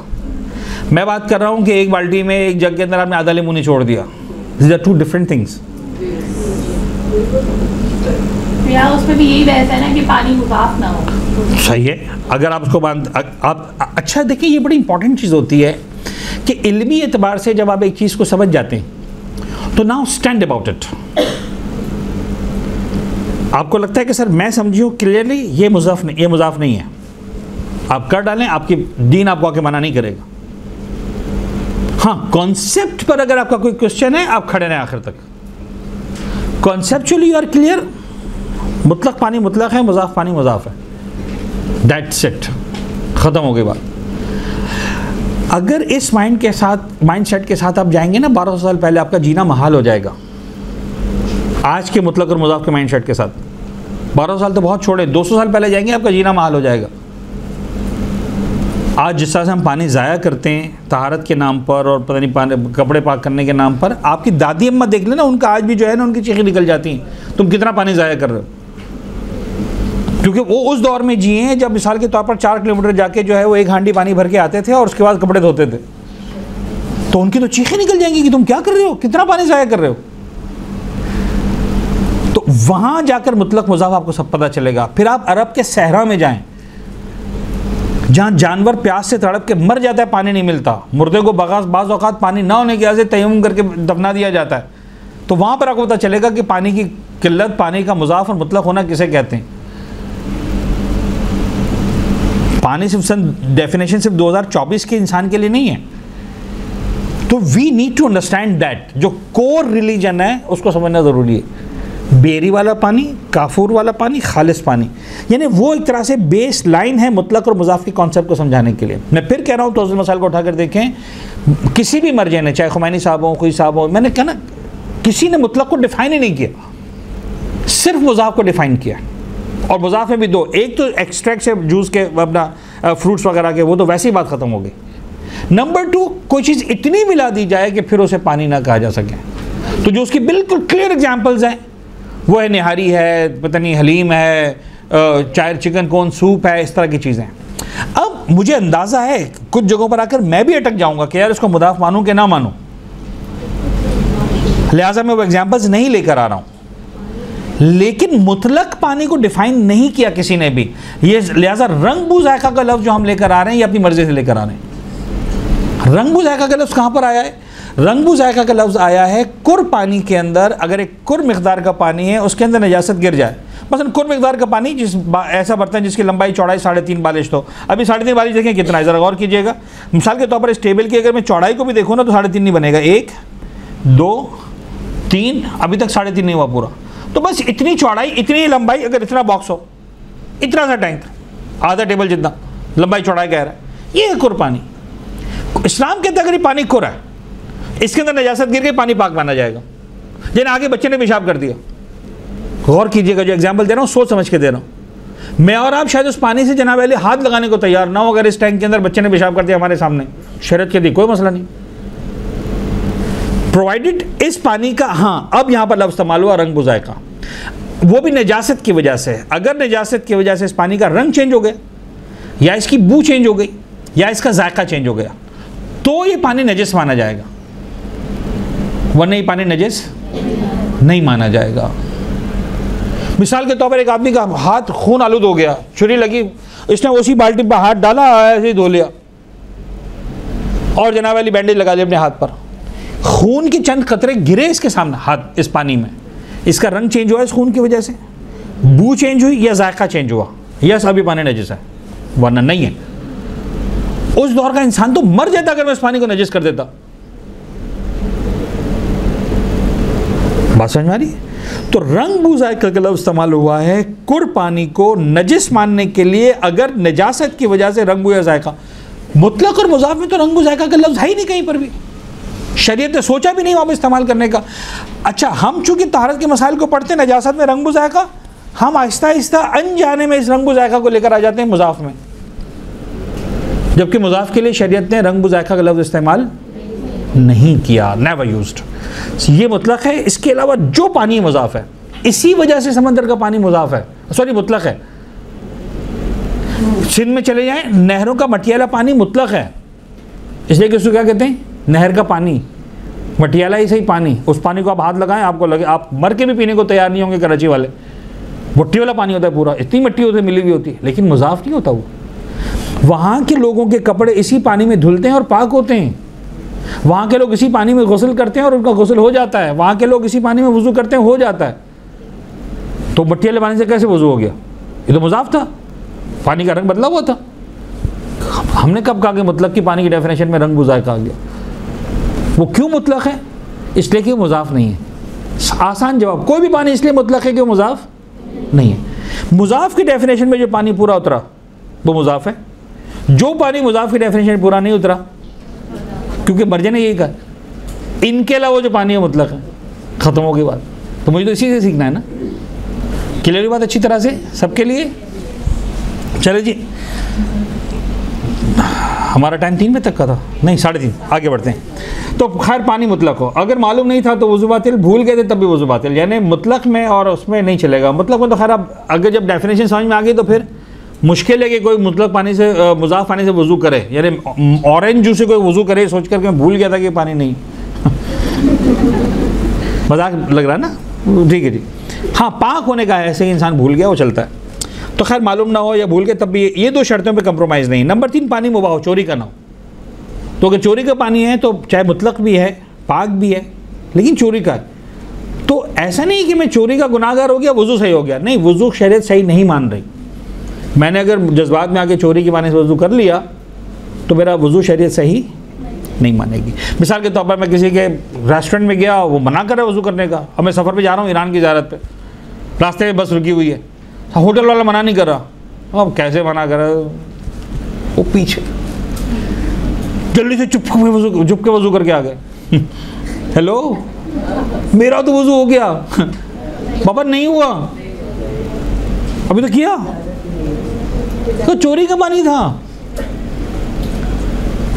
अब आपको समझ में आ रहा है? और ये काम हम करते हैं, मैं आपको सही बता रहा हूँ, मैंने करते हुए देखा है लोगों को, दीन के नाम पे चोरी मैं तो करके आ गया, पता भी नहीं चला अरे भाई तुमको भी पता नहीं चला कि तुम्हारा वज़ू नहीं हुआ ठीक है, तो चोरी वाले पानी से वज़ू नहीं होगा। अच्छा जी आगे बढ़ें, अब जल्दी आगे बढ़ा रहा हूँ। नंबर 4, वज़ू के पानी का बर्तन मुबाह हो, खैर अब तो सोने चांदी का ना हो, आज़ाए वज़ू धोते और मसा करते वक्त पाक हो। ये भी इंपॉर्टेंट शर्त है, आज़ाए वज़ू धोते वक्त पाक होना चाहिए, ना उससे पहले पाक होने की शर्त है, ना उसके बाद पाक होने की शर्त है। वज़ू सही होने के लिए जब मैं हाथ धो रहा हूँ तब मेरा हाथ पाक हो काफ़ी है, जब मैं चेहरा धो रहा हूँ तब मेरा चेहरा पाक हो काफ़ी है। मिसाल के तौर पर चेहरे में कोई दाना है, मिसाल के तौर पर, और दाना फट गया इन वक्त पे, और अब उसमें से हल्का हल्का खून रिस रहा है, होता है बाज़ औक़ात ना। अब मुझे क्या करना है, उसको पाक किया और उस पर उंगली रख दी, अब पानी नहीं, वज़ू नहीं, खून नहीं निकल रहा, मैंने चिल्लो में पानी लिया, ये बस, अब मैंने बाकी पूरा चेहरा धो लिया, इसमें तो खून नहीं निकलने दिया। तो जब मैं वज़ू कर रहा था उस वक्त पाक था, जब मेरा पूरा चेहरा धुल गया मैंने हाथ हटा लिया, अब दोबारा खून निकल आया, अभी मेरा वज़ू मुकम्मल नहीं हुआ, लेकिन जनाब अली उस वक्त पाक था, मेरा वज़ू सही है। आज़ाए वज़ू धोते वक्त और मसा करते वक्त पाक हो, दैट्स इट। मैं समझाया आपको कि मिसाल के तौर पर अगर मेरे चेहरे पर कोई दाना था और वो फट गया और उसमें से हल्का हल्का मसलन फ़र्ज़ करने ब्लड रिस रहा है और मैंने इसको पाक किया पानी से और पाक करके मैंने उसमें उंगली रख दी, अब ब्लड नहीं आ रहा, अब मेरा वज़ू करना है तो मैंने वज़ू के लिए पानी लिया और जनाब अली 1 सेकंड के लिए हाथ उठा के मैंने इसको धो लिया और फिर दोबारा उंगली रख दी उसी दाने पर। क्लियर? तो जब मैं वज़ू कर रहा था तब वो पाक था, तो उसके बाद अगर वो नजिस हो गया मेरे हाथ धोते वक्त या मसा करते वक्त तो मेरे वज़ू पे फ़र्क नहीं पड़ता। हाँ वो नजिस हो गया, लिहाजा नमाज के लिए मुझे इसको खुश करके पाक करके दोबारा अब कुछ और करना है ताकि वो नजासत ना फैले, वो फिर नजासत वाले मसाइल आ जाएंगे। लेकिन वज़ू वाला चैप्टर मेरा क्या हुआ, क्लोज़ हो गया, वज़ू वाली ज़िम्मेदारी मैंने पूरी कर ली। अब वो चाहे चेहरे का मसला हो, चाहे वो हाथ का मसला हो, चाहे किसी और जगह का। वज़ू नमाज के लिए काफ़ी वक्त हो, यानी अगर इतना वक्त है कि वज़ू करने जाएंगे तो नमाज क़ज़ा हो जाएगी तो फिर तयम्मुम कर लो। अब ये लफ्ज़ काफ़ी, यहाँ पे लफ्ज़ लिखा हुआ है वज़ू नमाज के लिए काफ़ी वक्त हो, ये काफ़ी किसे कहते हैं?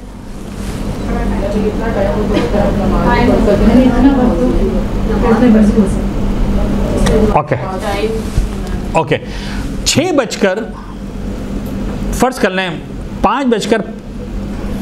6 बजे चले 6:05 पे नमाज क़ज़ा हो रही है ज़ोहर असर की मसलन, तो 5:30 बजे हैं तो अभी काफ़ी वक्त है ज़ोहर असर में। 5:35 काफ़ी वक्त है, 5:40, 5:45, 5:50, 5:55, 56, 57, 58, 59, 6 बजे, 6:01। आपको समझ में है मैंने क्या किया? देखिए एक वक्त था जब सब बाबा से बुलंद कर रहे थे यस वक्त काफ़ी है, एक वक्त आया जो सब कह रहे थे कि नहीं काफ़ी नहीं है, दरमियान में सब डावाडोल थे, कोई कह रहा था हाँ, कोई कह रहा था ना। समझाना यही होता है भाई, हर एक को पता होता है कि यहाँ पर काफ़ी वक्त है, कुछ जगह हर एक को पता होता है काफ़ी वक्त नहीं है। अब पूछो शरीयत से, इस्लाम से पूछो, मुसलमान से मत पूछो, वरना मुसलमान क्या करेगा, डिस्टर्ब करेगा, डामाडोल रहेगा। क्लियर है बात? तो ये जो हम कहते हैं काफ़ी वक्त, तो इस काफ़ी से मुराद ये है कि इतना वक्त हो कि आप वज़ू करके नमाज पढ़ सकें। अगर इतना वक्त है तो आप वज़ू सही है, अगर इतना वक्त नहीं है तो फिर आपकी नमाज, आपका वज़ू सही नहीं माना जाएगा। अच्छा अब सवाल, अब बात आगे कहाँ पर, वज़ू करके नमाज वक्त में पढ़ी जा सके। अब 1 मिनट के लिए फजर पे आ जाते हैं, सिंपल ज़ोर असर को छोड़ देते हैं। फ़र्ज़ करें जनाब अली कि 6:35 पे वो नमाज क़ज़ा हो रही है फजर की, 6 बजे काफ़ी वक्त है,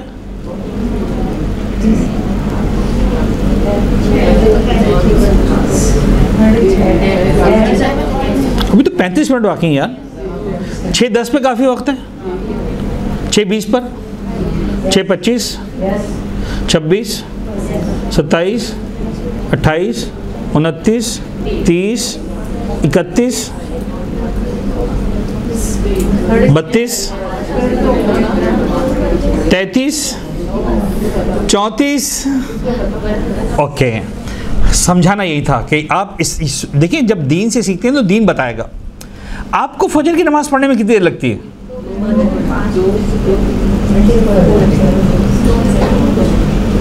अब इस सवाल का भी हर एक का जवाब अलग है।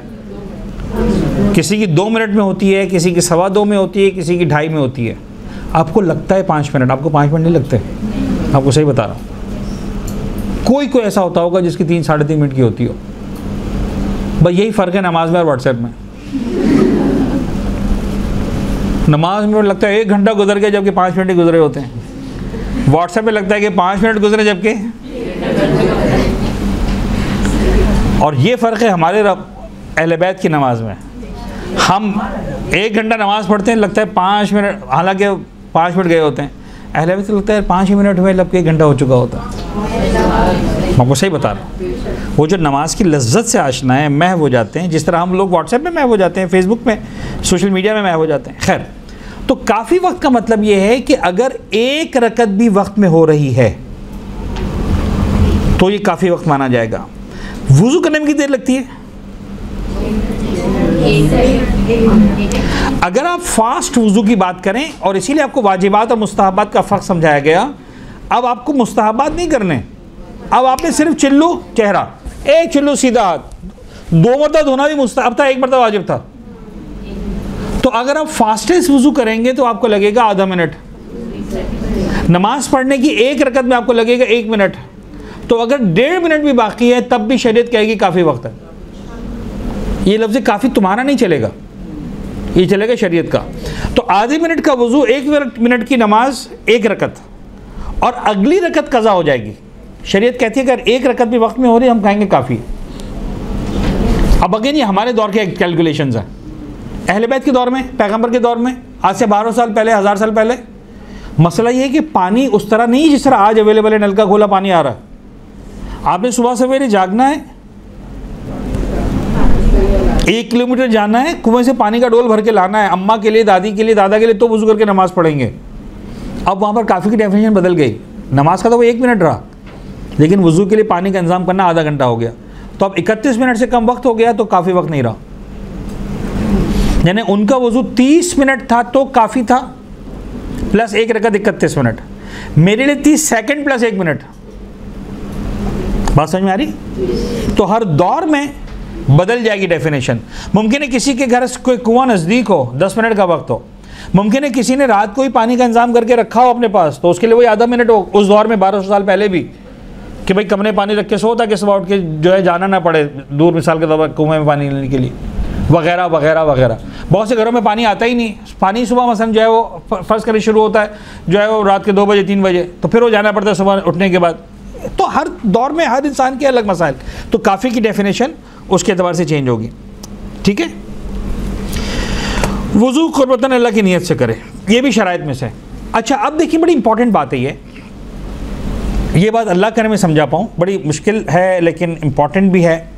और वो बात ये है जनाब अली के मुझे ताज्जुब है, आप किसी ने सवाल भी नहीं किया, वरना लोग सवाल भी करते हैं आमतौर पर कि रोहन साहब आपने बार बार कहा कि वुज़ू में 4 ही चीज़ें वाजिब हैं, तो आपने नीयत को क्यों नहीं कहा वाजिब है? सवाल था वो, पता नहीं वो डर के मारे हमने नहीं पूछा था, चलें, लेकिन सवाल था। तो एक बात जहन में रखें, नीयत is not the part of वाजिबात, नीयत इज़ पार्ट ऑफ शराइत। वुज़ू में 4 ही चीज़ें वाजिब हैं। अगर ये नीयत के साथ होंगी तो वुज़ू बनेगा, वरना हाथ मुँह धोना बन जाएगा। बात समझ में आ रही? तो नीयत 5वां वाजिब नहीं है। देखिए, जब मैं चेहरा धो रहा हूं तो मैं हाथ नहीं धो रहा हूं, और जब मैं हाथ धो रहा हूं तो चेहरा धुल चुका है, नहीं धो रहा हूं। लेकिन नीयत कब है? चेहरा धोते वक्त भी है, हाथ धोते वक्त भी है, बायां हाथ धोते वक्त भी, ऐसा ही है, सर का मसा करते वक्त भी है, पैर का मसा करते वक्त भी है। तो नीयत अगर पहला वाजिब होता तो बात ख़त्म हो जाती नीयत करके। नहीं, नीयत चल रही है एंड तक। जिस तरह पानी का मुतलक होना, पानी का मुबाह होना, पानी का पाक होना आखिर तक चल रहा है, इसी तरह नीयत भी मेरी आखिर तक चल रही है। तो नीयत क्या है? पार्ट ऑफ शराइत है। हेलो? और किसी भी इबादत में नीयत पार्ट ऑफ शराइत है। अगर इल्मी एतबार से हम बात करें तो नीयत इज़ ऑलवेज पार्ट ऑफ शराइत। नमाज की भी शर्त ये कि नीयत के साथ हो, रोज़े की शर्त भी है कि नीयत के साथ हो, हज की शर्त ये है कि नीयत के साथ हो, हर इबादत में शर्त ये है कि नीयत के साथ हो। और नीयत किस चीज़ का नाम है? आपके दिल के इरादे का नाम। वो इरादा आप मुसलसल कैरी करते हैं। नमाज के पहले अल्लाह अकबर से लेकर अस्सलाम वालेकुम रहमतुल्लाह तक आप जो है वो नीयत को कैरी कर रहे होते हैं। रोज़े के पहले मरहले से लेकर इफ्तार के मरहले तक आप जो है वो नीयत को कैरी कर रहे होते हैं। चाहे दरमियान में सो भी जाते हैं, जाग रहे होते हैं, ऑफिस जा रहे होते हैं, नहा धो रहे हैं, कपड़े इस्त्री कर रहे हैं, पता नहीं खाना पका रहे हैं, किचन साफ़ कर रहे हैं, जो भी काम कर रहे हैं, कुरान पढ़ रहे हैं, दुआएं पढ़ रहे हैं, लेकिन आप नीयत from start to end carry करते हैं। तो वुज़ू में वाजिब क्या है? ये 4। रोज़े में वाजिब क्या है? कुछ नहीं। रोज़े में क्या करना है आपको?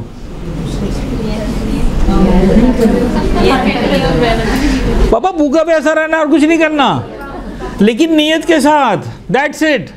वही भूखा प्यासा अगर बगैर नियत के होगा तो रोज़ा नहीं बनेगा, उसे कहेंगे भूख हड़ताल, क्या कहेंगे? ठीक है, तो नियत is always the part of शराइत, हर इबादत में शर्त है। हाँ, बात के उलमा या इसी तौसील मसाइल में बाद में उलमा जब वाजिबात नमाज बताते हैं तो वहाँ नियत को भी कहते हैं, वरना उसूलन नियत इज़ नॉट द, समझाने के लिए, is not the part of वाजिबात, नियत इज़ ऑलवेज पार्ट ऑफ शराइत। तो वुज़ू भी आप करेंगे किसके साथ करेंगे? नियत के साथ। नमाज ही पढ़ेंगे आप नियत के साथ, रोज़ा रखेंगे नियत के साथ, हर इबादत नियत के साथ। तो अब नियत को आप अच्छा, आप देखें जो उलमा का मिजाज है वो ये है कि वो किसी भी इस तरह की कुल्ली मसले को एक मरतबा डिस्कस करते हैं, बार बार डिस्कस नहीं करते। तो जब आप पहली मरतबा तौसील मसाइल में नियत आई तो नियत को यह डिस्कस कर लिया गया। अब नमाज में सिर्फ इतना कह देंगे नियत होना ज़रूरी है। मसाइल कहाँ पर सीखो? वज़ू में। गुस्ल में कहेंगे नियत ज़रूरी है, नियत के मसाइल कहाँ सीखो? वज़ू में। रोज़े में कहेंगे नियत ज़रूरी है, मसाइल कहाँ सीखो? वज़ू में। हज में नियत करना ज़रूरी है, मसाइल कहाँ सीखो? नियत के मसाइल कहाँ सीखो? जहाँ हमने एक बार डिटेल से बताया। तो नियत के लिए उसूलन ये मसला इन्होंने सिर्फ एक जगह बताया, किसी भी मर्जी ने। हम जब नमाज़ें पढ़ते हैं तो कुछ और सीख रहे होते हैं नियत के नाम पर। वो हम सीख रहे होते हैं ज़ोहर की नियत, असर की नियत, ज़ोहर में नियत असर मिक्स ना हो, असर में ज़ोहर, लेकिन जो असल नियत के मसाइल है वो कहाँ पर हैं? वज़ू में। नियत दो चीज़ों का नाम है, नियत दो चीज़ों का नाम है, यानी आसान अल्फाज में नियत दो चीज़ों का जवाब है। नंबर एक, question number 1 what, question number 2 why. आप जितनी भी नियतें करते हैं अगर आप गौर करेंगे तो असल में आप दो सवालों के जवाब दे रहे होते हैं। क्या कर रहा हूं, क्यों कर रहा हूं। पहले सवाल का जवाब हमेशा मुख्तलिफ होता है, दूसरे सवाल का जवाब हमेशा एक होता है। पहले सवाल का जवाब कभी होता है वज़ू कर रहा हूँ, गुस्ल कर रहा हूँ, नमाज़ पढ़ रहा हूँ, रोज़ा रख रहा हूँ, ज़ोहर पढ़ रहा हूँ, असर पढ़ रहा हूँ, हज कर रहा हूँ, तवाफ़ कर रहा हूँ, सही कर रहा हूँ, ये कर रहा हूँ, वो कर रहा हूँ। ये सब क्या का जवाब है? क्यों का जवाब क्या है? क़ुर्बतन इलल्लाह, क़ुर्बतन इलल्लाह। यानी जैसे मैंने कहा नमाज़ पढ़ रहा हूँ, किसी ने पूछा क्यों पढ़ रहे हो, जवाब क्या है? क़ुर्बतन इलल्लाह। रोज़ा रख रहा हूँ, क्यों रख रहे हो? क़ुर्बतन इलल्लाह। नमाज वज़ू कर रहा हूँ, क्यों कर रहे हो? क़ुर्बतन इलल्लाह। गुस्ल कर रहा हूँ, क्यों कर रहा हूँ? क़ुर्बतन इलल्लाह। तवाफ़ कर रहा हूँ, क्यों कर रहा हूँ? क़ुर्बतन इलल्लाह। ये क़ुर्बतन इलल्लाह is actually the answer of why. Clear है? तो क्या का जवाब हमें हर इबादत में अलग पढ़ाया जाता है, क्यों का जवाब एक ही मरतबा पढ़ाया जाता है। कहाँ पर? वज़ू में। तो क्या पढ़ेंगे? नमाज में भी पढ़ेंगे, रोज़े में भी रखेंगे, वाजिब रोज़े की नियत अलग होगी, मुस्ताहब की अलग होगी, पता नहीं माफ़ी ज़िम्मा की अलग होगी, नज़र के रोज़े की अलग होगी, इसका टाइम यहाँ तक है, उसका टाइम, वो सब क्या के मसाइल हैं। क्यों का जवाब क्या है? वज़ू में आपने एक बार पढ़ लिया। नमाज में साहब ज़ोहर अलग होगी, असर अलग होगी, फजर अलग होगी, क़ज़ा अलग होगी, नमाज बैयत अलग होगी, पता नहीं जुम्मा अलग होगी, नज़र कसम वाली अलग होगी, तवाफ़ की नमाज अलग होगी, सब अलग है। वो सब क्या के जवाब है? क्यों? क़ुर्बतन इलल्लाह। कहाँ पढ़ा था? वज़ू में। ओके, तो अब हम यहाँ पर एक्चुअली जो पढ़ने वो क्या पढ़ने, क्यों। तो क़ुर्बतन इलल्लाह की मानी क्या है, कौन बताएगा? क्विक। अल्लाह की क़ुर्बत के लिए, अल्लाह की खुशनुदी के लिए, और अल्लाह की रज़ा के लिए, और हेलो अल्लाह से करीब होने के लिए, और सब गलत है। अल्लाह से करीब होने के लिए गलत, अल्लाह की रज़ा के लिए गलत। अच्छा, ये समझाने के लिए कह रहा हूँ गलत, दोबारा कहूँगा सही इंशाल्लाह, अब दिल छोटा नहीं करें। अल्लाह का क़ुर्ब हासिल करने के लिए, अल्लाह की रज़ा हासिल करने के लिए, अल्लाह की खुशनुदी हासिल करने के लिए, अल्लाह से करीब होने, सब गलत। अल्लाह ताला के हुक्म की तामील के लिए, दैट्स इट। व्हेन वी से क़ुर्बतन इलल्लाह, क्यों? इसलिए कि उसने कहा, दैट्स इट। बाकी मेरी नमाज की औकात नहीं है कि मैं 2 रकअत पढ़ूँ और कहूँ कि खुदा तू करीब हो जा। 2 रकअत तो छोड़ें, 20,000 साल तक नमाज़ पढ़ता रहा हूँ, तब भी मेरी नमाज़ों की औकात नहीं, मैं खुदा से कहूँ तो करीब हो जा। मैं क्यों पढ़ता हूँ नमाज? इसलिए कि उसने कहा है भाई खड़े हो जाओ, खड़े हो गया, ख़त्म। नौकरी की थे, नखरा की, सीधी सीधी बात है। मैं बंदा हूँ, मुझे ज़ेब देता है ओबे करना, वो अल्लाह है, उसे ज़ेब देता है ऑर्डर करना। मुझे 1% भी शौक नहीं फजर की नमाज़ पढ़ने का। मैं समझाने के लिए कह रहा हूँ प्लीज़, 1% भी। मैं क्यों खड़ा होता हूँ फजर की नमाज़ पर? यानी ईमानदारी से, बहुत सारे यहाँ पर ऐसे लोग होंगे जिनको अगर आज पता चल जाए फजर की नमाज वाजिब नहीं है तो सोते रहेंगे ना। यानी ऐसा होता है ना कि 30 शाबान को सब डिस्कस कर रहे थे चांद हुआ कि नहीं हुआ, नहीं हुआ। इसका मतलब रोज़ा रखने का शौक नहीं था। जब तक परवरदिगार डंडा लेकर नहीं आएगा ना रोज़ा रखो, तो मैं एक दिन भी मज़ीद इंजॉय करना चाहता हूँ, मुझे रोज़ा नहीं रखना। तो कुर्ब किधर से आ गया, खुशनुदी किधर से आ गई? डंडा आया तो रोज़ा आया। ऐसा है कि नहीं है? मुझे पता है कि नमाज शब वाजिब नहीं है तो मैं नमाज शब के लिए नहीं जागता। फजर के लिए जागना ज़रूरी, जागता हूँ। पता चल जाए वाजिब नहीं तो ये कुर्ब की सारी बात। अच्छा हाँ, जब मैं अल्लाह ताला के हुक्म की तामील करता हूँ तो ख़ुद ब खुद मुमकिन है परवरदिगार की रज़ा मिल जाए। तो रज़ा इलाही, कुर्ब इलाही, खुशनुदी खुदा, ये सब रिज़ल्ट्स हैं। मुमकिन है मिलें, मुमकिन है ना मिले। वो देने पर आता है ना, अल्लाह माफ़ करे, ना देने पर आए तो इंसान जो है 100 साल नमाज़ पढ़ता रहे, कुर्ब न दे। और देने पर आए तो सारी ज़िंदगी की नमाज़ों को छोड़ दे। जिस दिन नमाज छोड़ के सो जाए उस दिन सारी रज़ा दे दे अपनी।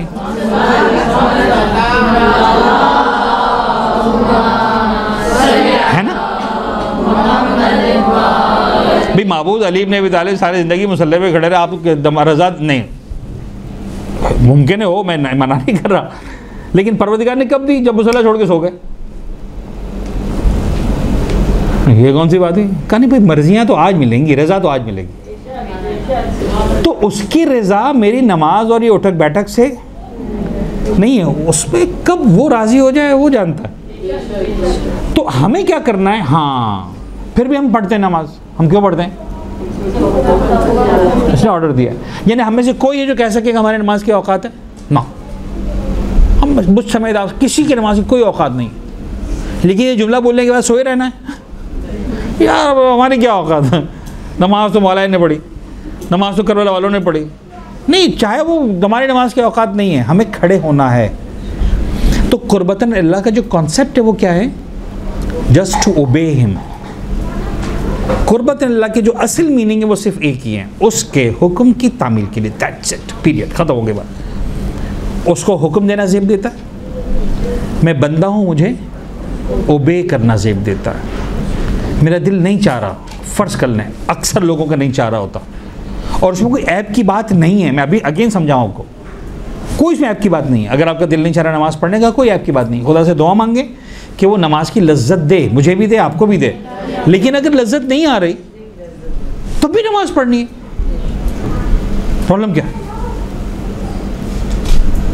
अगर लज्जत नहीं आ रही रोज़ा रखने में, फिर भी रोज़ा रखना है, प्रॉब्लम क्या? बल्कि अल्लाह माफ़ करे, समझाने के लिए कह रहा हूँ, अगेन मैं अहले बैत के ख़िलाफ़ नहीं जा रहा।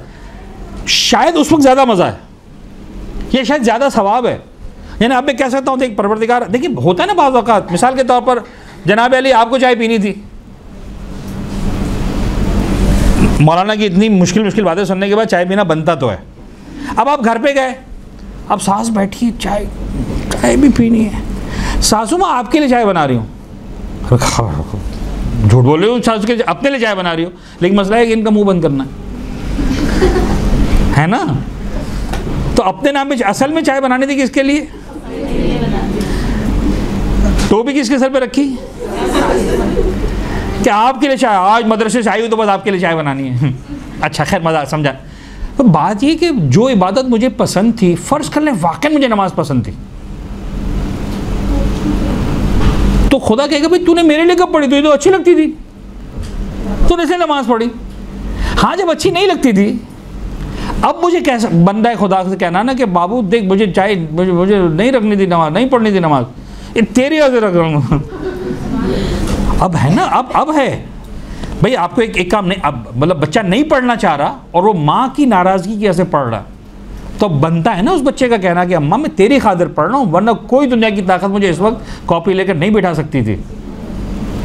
अगर बच्चा खुद ही पढ़ लेने का शौकीन है तो फिर तो अम्मा फारिग है ना, फिर तो व्हाट्सएप पे लगी रहेगी। ऐसा है कि नहीं है? समझ में आ रही बात? तो जिस बच्चे को पढ़ने लिखने का शौक है उसने कौन सा तीर मारा पढ़ लिख के? जिस बच्चे को नहीं पढ़ना था उसने शायद तीर मारा। मैं डिसरिस्पेक्ट नहीं कर रहा हूं उस बच्चे को जिसको शौक था, मैं समझाना चाह रहा हूं कि बाज़ औक़ात हम लोग गलत बातों की वजह से गलत रास्ते पे निकल पड़ते हैं कि साहब ये शौक ही नहीं वो, अच्छा फिर वो मौला, अच्छा नाम भी सीधा मौला कायनात का जुड़ जाता है। जो इबादत मज़ा ना दे वो सज़ा, पता नहीं ऐसे अल्फाज चलते हैं ना, वो जज़ा क्या देगी तुमको? वो किसने का जो इबादत मज़ा नहीं देगी वो जज़ा नहीं देगी? मैं तो कहता हूँ जो इबादत मज़ा नहीं देती वही जज़ा देगी। क्यों? अब ये तय है कि मैं रब्बुल इज़्ज़त की खातिर कर रहा हूँ। भाई मुझे दुनिया की कोई ताकत सुबह नहीं उठा सकती थी, ना अम्मा ना अब्बा ना बेगम ना बच्चे। ये किसने उठाया? परवरदिगार ने उठाया। मैं कह रहा हूँ, हमारे उस्ताद थे, वो रमज़ान के महीने बाज़ औक़ात खुद कहते रमज़ान में बाज़ औक़ात वो अपनी जो पसंदीदा डिश थी चिलो कबाब वो बनवाते थे, बेगम से कहते थे बनाओ पकाओ। वो दोपहर को हाँ पकाओ, दस्तरखान लगाओ पूरा, जैसा होता है ना शानदार दस्तरखान, खाना रखा है, सैलड रखी है, पता नहीं लस्सी रखी है, बोतल रखी है, पानी रखी है, सब कुछ रखने के बाद कहने में बैठता हूँ, दस्तरखान सामने होता है, फिर मैं परवरदिगार से कहता हूँ देख महबूद इस वक्त दिल भी चाह रहा है, भूख भी लगी है, अवेलेबल भी है, खा भी सकता हूँ, ज़ाहिरी एतबार से कोई रोकने वाला भी नहीं है, किसी की हिम्मत भी नहीं रोके मुझे। महबूद इस वक्त जो भूखा हूँ ना, ये सामने होने के बावजूद तेरी वजह से, तो ये भी एक अंदाज है। तो खैर कुर्बत यानी क्या हुआ? यानी हुक्म इलाही को फॉलो करने के लिए, दैट्स इट। टाइम हो गया मेरे ख्याल में ना, ओह माय गॉड ज़्यादा हो गया। अब ये बड़ा अहम टॉपिक था, लेकिन बहरहाल वो बाइस और दाई का फ़र्क समझाना था, लेकिन कम से कम 10 मिनट का है। 1 मिनट जुमले, 2 मिनट देंगे मुझे? 2 मिनट, ओके। अच्छा अब ये गई स्क्रीन पे गई। अब देखिए जनाब अली, क्या और क्यों, राइट? इस क्यों को 2 हिस्सों में कर दें, क्यों नंबर 1, क्यों नंबर 2। क्यों नंबर 1 का जवाब तो वही है, कुर्बतन इल्लल्लाह। नमाज पढ़ रहा हूँ, क्या? क्यों? कुर्बतन इल्लल्लाह। रोज़ा रख रहा हूँ, ये क्या का जवाब हो गया? क्यों? कुर्बतन इल्लल्लाह। तो कुर्बतन इल्लल्लाह ने अल्लाह ताला के हुक्म की तामील के लिए। तो फिर दूसरा सवाल है कि अल्लाह के हुक्म को क्यों मान रहे हो? भाई हुक्म खुदा को क्यों मान रहे हो? तो तुम्हारा पड़ोस भी तो है जो नमाज नहीं पढ़ रहा फजर की, हुक्म तो अल्लाह ने उसको भी दिया था ना। तो हुक्म इसके लिए भी था, इसके लिए भी था, ये मान रहा है वो, तो तुम क्यों मान रहे हो? तुम भी सोए रहो। अब कुछ और जवाब चाहिए, गौर कीजिएगा, ये बड़ा इंपॉर्टेंट है, बड़ा बारीक है। फिर तुम हुक्म खुदा क्यों मान रहे हो? ओके, ये जो बस अब समझाना यही है, जल्दी से समझा दूँ। छोटा बच्चा होमवर्क कर रहा, क्लास में मसलन 25 बच्चे, तो 5 है जो होमवर्क नहीं करते, ऐसे ही 10-20 है जो होमवर्क करके आते हैं, जो नहीं कर रहे वो नहीं कर रहे, जो कर रहे वो होमवर्क क्यों कर रहे? गौर कीजिएगा, 3 तरह के बच्चे मिलेंगे आपको। नंबर 1, भाई तुम क्यों होमवर्क कर रहे हो? वो आंटी मैं होमवर्क करके जाऊंगा ना तो मिस है ना मुझे वेरी गुड लिख के देंगी, स्टार बना के देंगी, एक्सीलेंट लिख के देंगी, बड़ा अच्छा लगता है वो। एक ये बच्चा है, और एक कैटेगरी इन बच्चों की। एक वो है जो कहेंगे कि क्यों होमवर्क करो बेटा? बहुत मारती हैं, बहुत डांटती हैं, क्लास में खड़ा कर देती हैं, क्लास से बाहर निकाल देती हैं, बेंच पे खड़ा कर मुर्गा बनाती हैं। ये बच्चा भी है।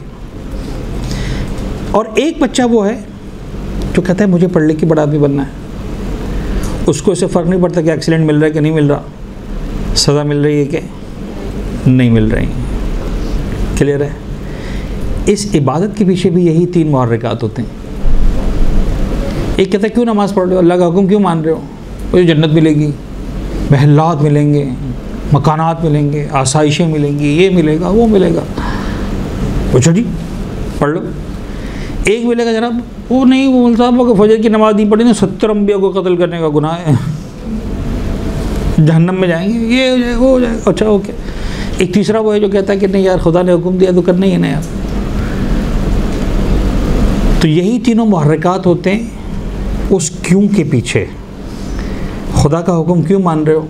कभी जन्नत के शौक़ में, कभी जहन्नम के खौफ से, और कभी उसको लायक़ इबादत समझकर। आखिरी सवाल, इन तीनों में से कौन सी इबादत सही है?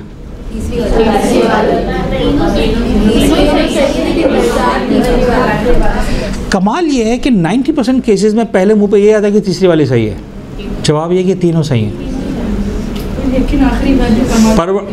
परवरदिगार कहता है कि भाई मुझे फ़र्क नहीं पड़ता, जन्नत के शौक़ में पढ़ रहे हो कोई बात नहीं, जहन्नम के खौफ से कर रहे हो कोई बात नहीं, मुझे लायक़ इबादत सब तब भी कोई बात नहीं, मुझे कबूल है। उस माँ की तरह जिसका गोल है कि बच्चा उसकी दवाई पी ले।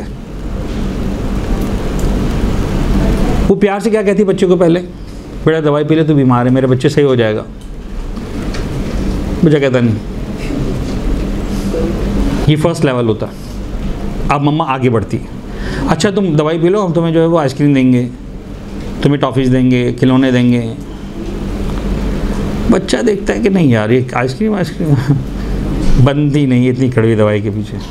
अब अम्मा तीसरे लेवल पे आती है। मैं बहुत फास्ट जा रहा हूँ, टाइम नहीं बचा इसलिए। अब वो क्या कहती है? सब्र कराने दे तेरे बाप को, धमकी, डंडा, ठीक है। बच्चा किसी न किसी लेवल पे आके दवाई पी लेता है, माँ खुश हो जाती है। आज तक किसी माँ ने ये कहा कि मेरे बच्चे तुझे शर्म नहीं आती, तू एक आइसक्रीम की खातिर दवा पीने को तैयार है? मेरे आंसू इस आइसक्रीम जितनी हैसियत भी नहीं रखते। मैं तड़प रही हूँ तेरी बीमारी पर, तुझे रहम नहीं आता मुझ पर कि मैं तेरी खातिर पूरी पूरी रात जाग रही हूँ। तू इस एक बिस्किट की खातिर, एक छोटे से खिलौने की खातिर, एक मिठाई की टुकड़ी की खातिर दवाई पीने को तैयार है। मेरी औकात तेरी निगाहों में इतनी भी नहीं। कहा आज तक किसी माँ ने, सोचा भी आज तक किसी माँ ने? माँ खुश है, चाहे आइसक्रीम के नाम पे खा ले, चाहे मार के नाम पे दवाई, चाहे जनाब अली। परवरदिगार मुझसे और आपसे माँओं से ज़्यादा प्यार करता है।